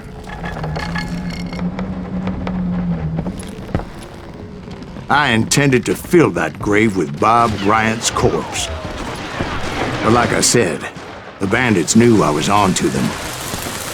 They lured me in and hit me with everything they had.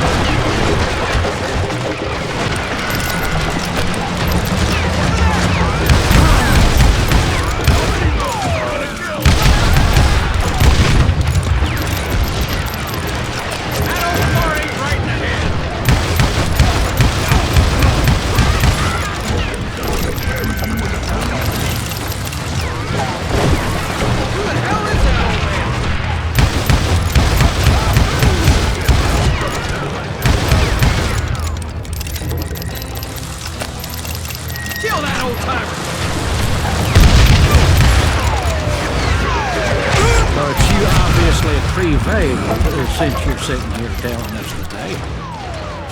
Actually, in that moment, I did not prevail. So I suppose we're talking to a ghost. Funny you should put it like that, Jack.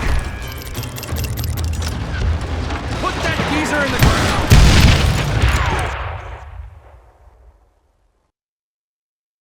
Because when I woke up...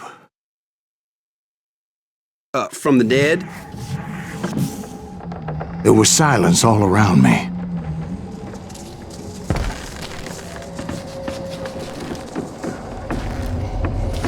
I could swear to God I saw Billy then. Billy who?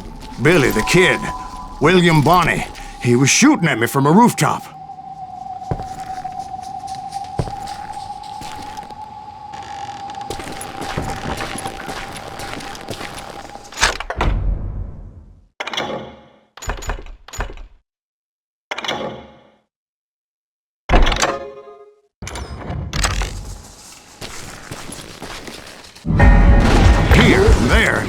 Even over there.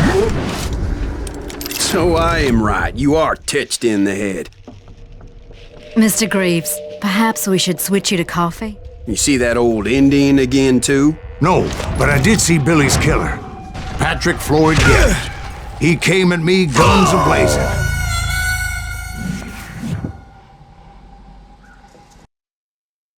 But I knew that old war horse had died 2 years before. I wondered if maybe I was dead too and confronting the ghosts of my past.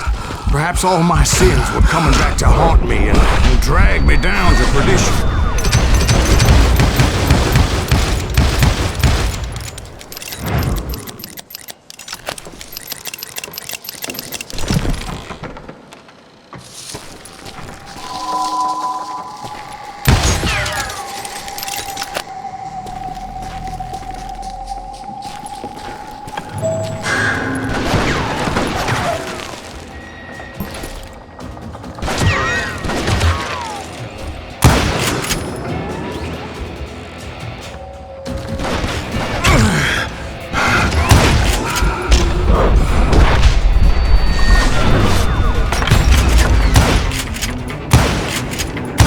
Henry Plummer throw dynamite at me.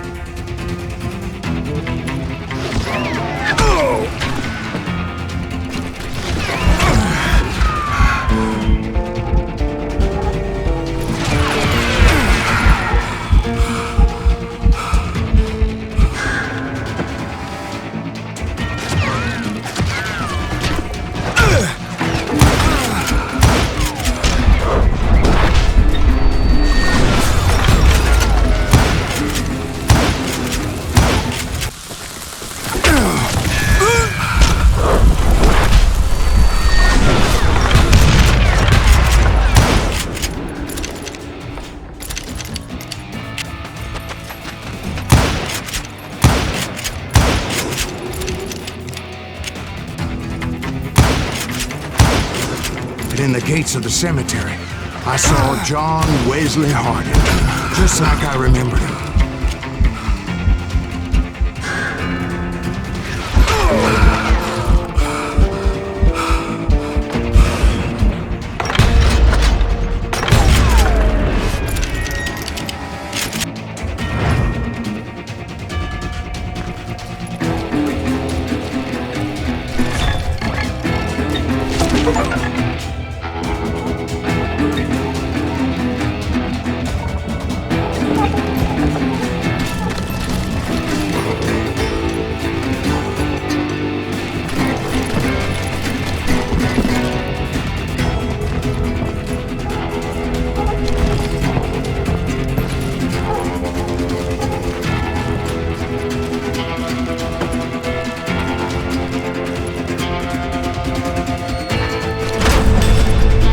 Robert Ollinger appeared with his terrible double-barrel shotgun.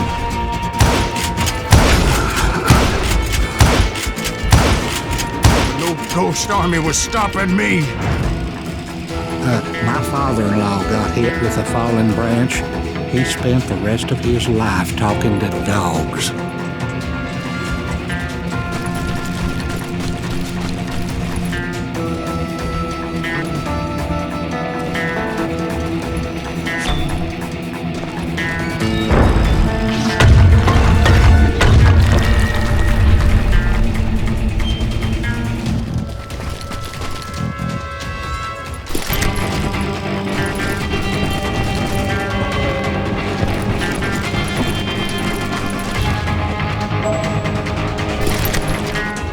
Newman Hayes Clanton, William Brocious, John Peters Ringo, they all wanted me dead.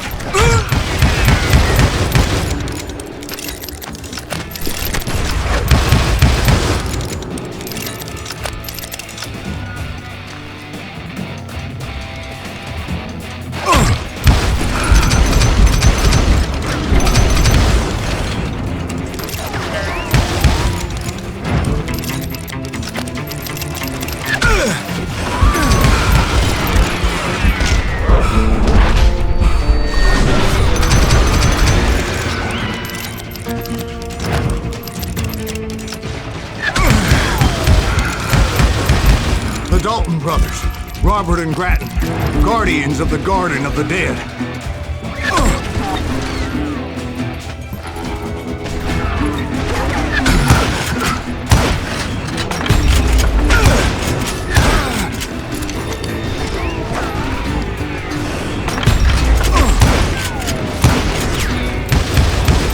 George Curry and Harvey Logan, alias Kid Curry, both thirsty for vengeance from the great beyond.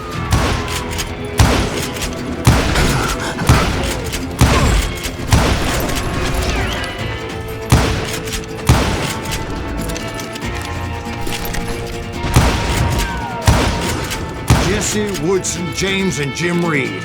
Each one deader than the next. I thought I would go crazy. Thought?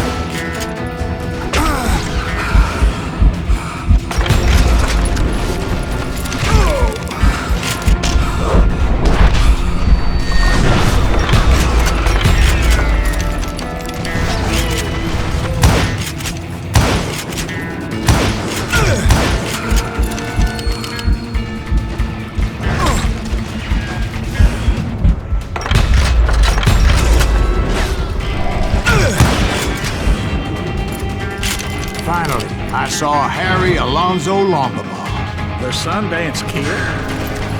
Like a general leading his legion of the dead. You told us before that you've seen him alive. He was alive.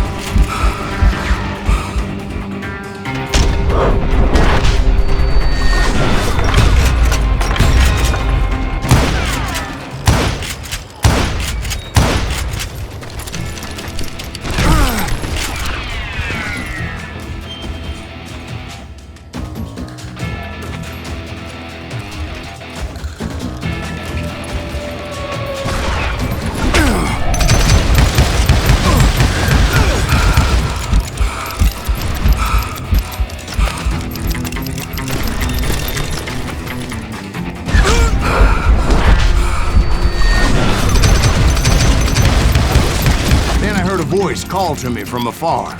It was Robert Leroy Parker, a.k.a. Butch Cassidy, coming at me from out of the fog. Thanks for taking care of that bastard.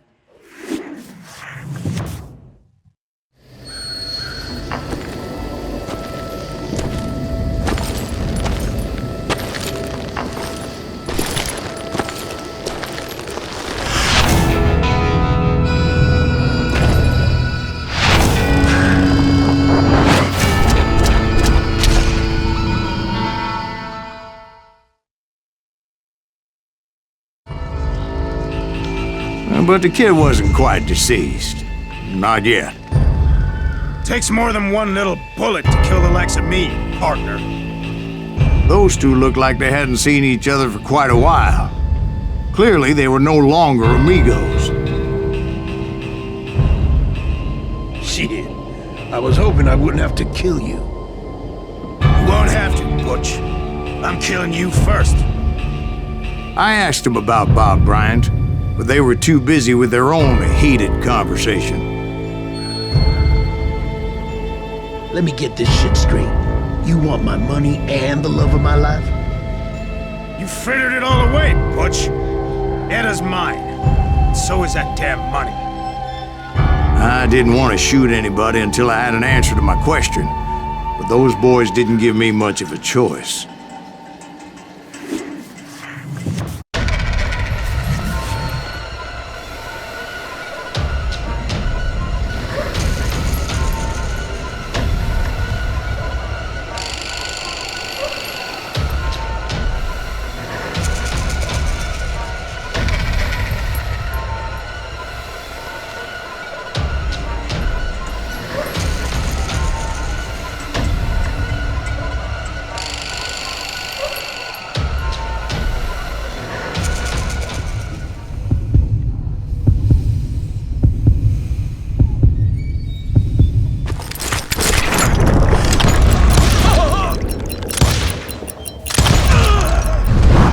Butch Cassidy and the Sundance Kid died there in that cemetery not 6 months ago.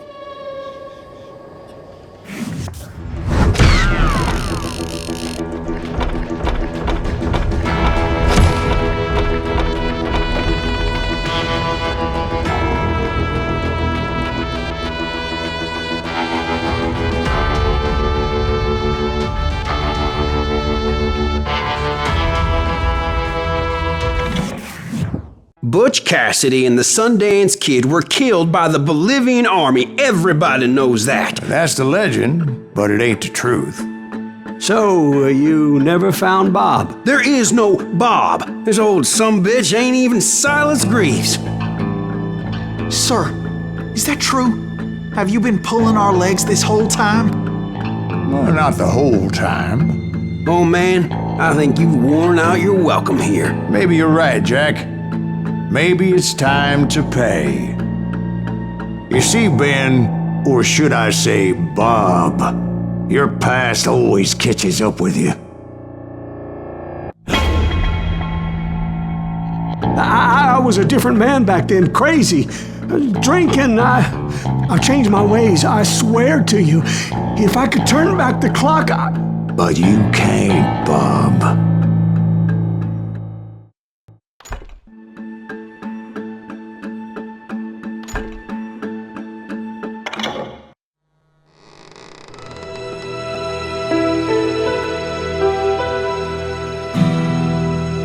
Why'd you toy with me like that? Telling those tales, knowing all along. Why not just lay your cards on the table? Here. I won't have it said that I left you with nothing. That's how you want it? So be it.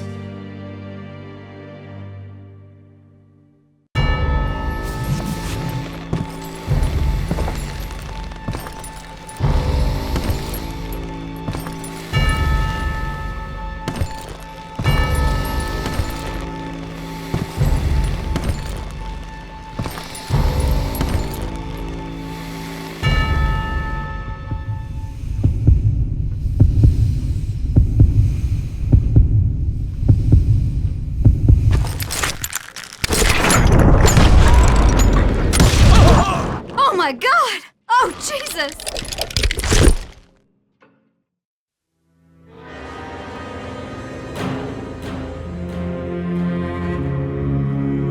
Did you know it was him all along? Cassidy told me Bob was in Abilene before he died. But I wasn't sure Ben was my man until he revealed how much he knew about Ringo and Reed. The coin, of course. Well, that was the last nail in that particular coffin. I better go get the sheriff. You okay, boy? You're looking mighty shook up. Dwight, maybe you best go home. Young Eisenhower here is leaving for West Point tomorrow. He shouldn't get caught up in something like this. I think I might head out myself at this juncture. Unless you want to stop me, Jack. No, sir, Mr. Greaves. So where are you going now? Now that you had your revenge? Doesn't really matter, does it? As I've sold my soul for it, and will never again walk with those I have lost.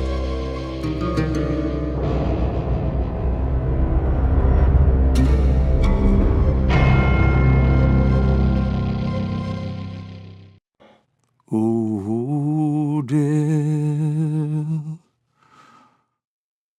Ooh.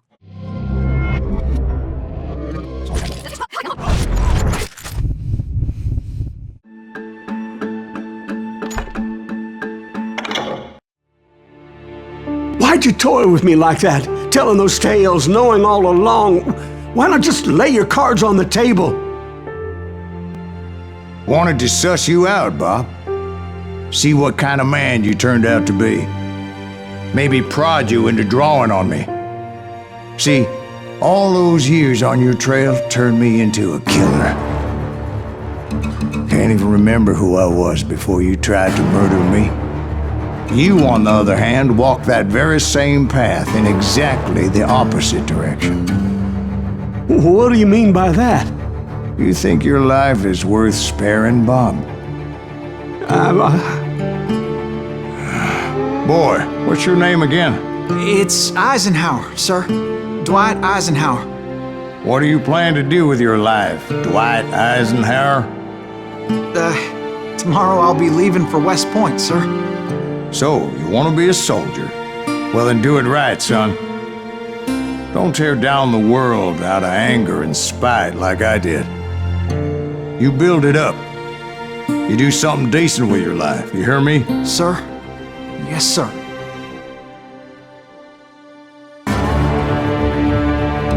I won't have it said I left you with nothing, Bob.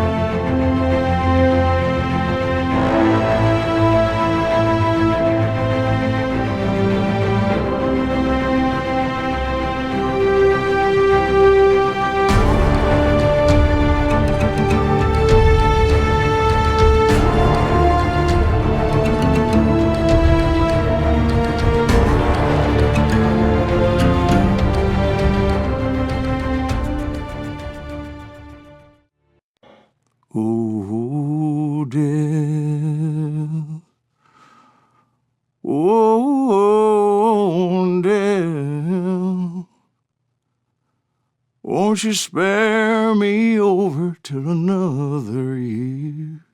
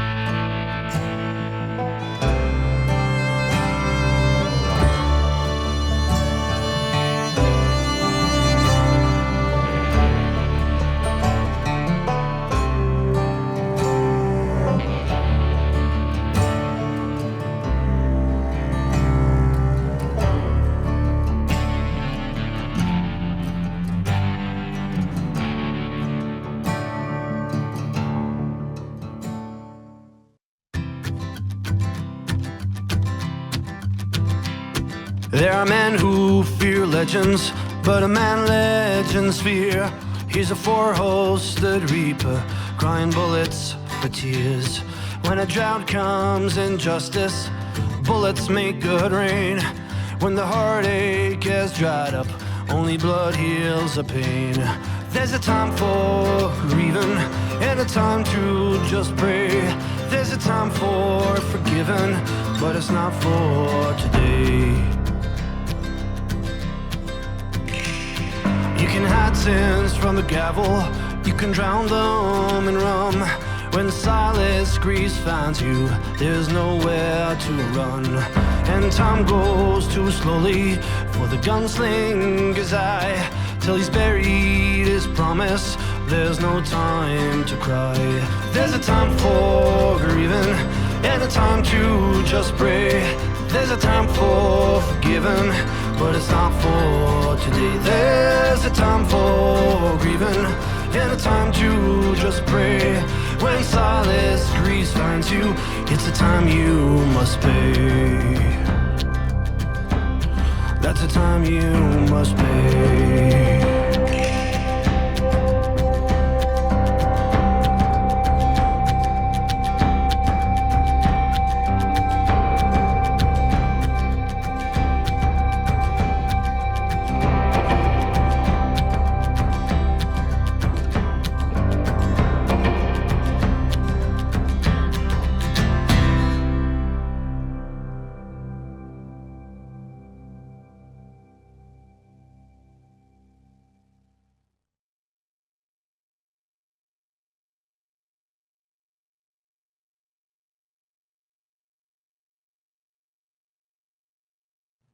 Oh, death. Oh, death. Won't you spare me over till another year?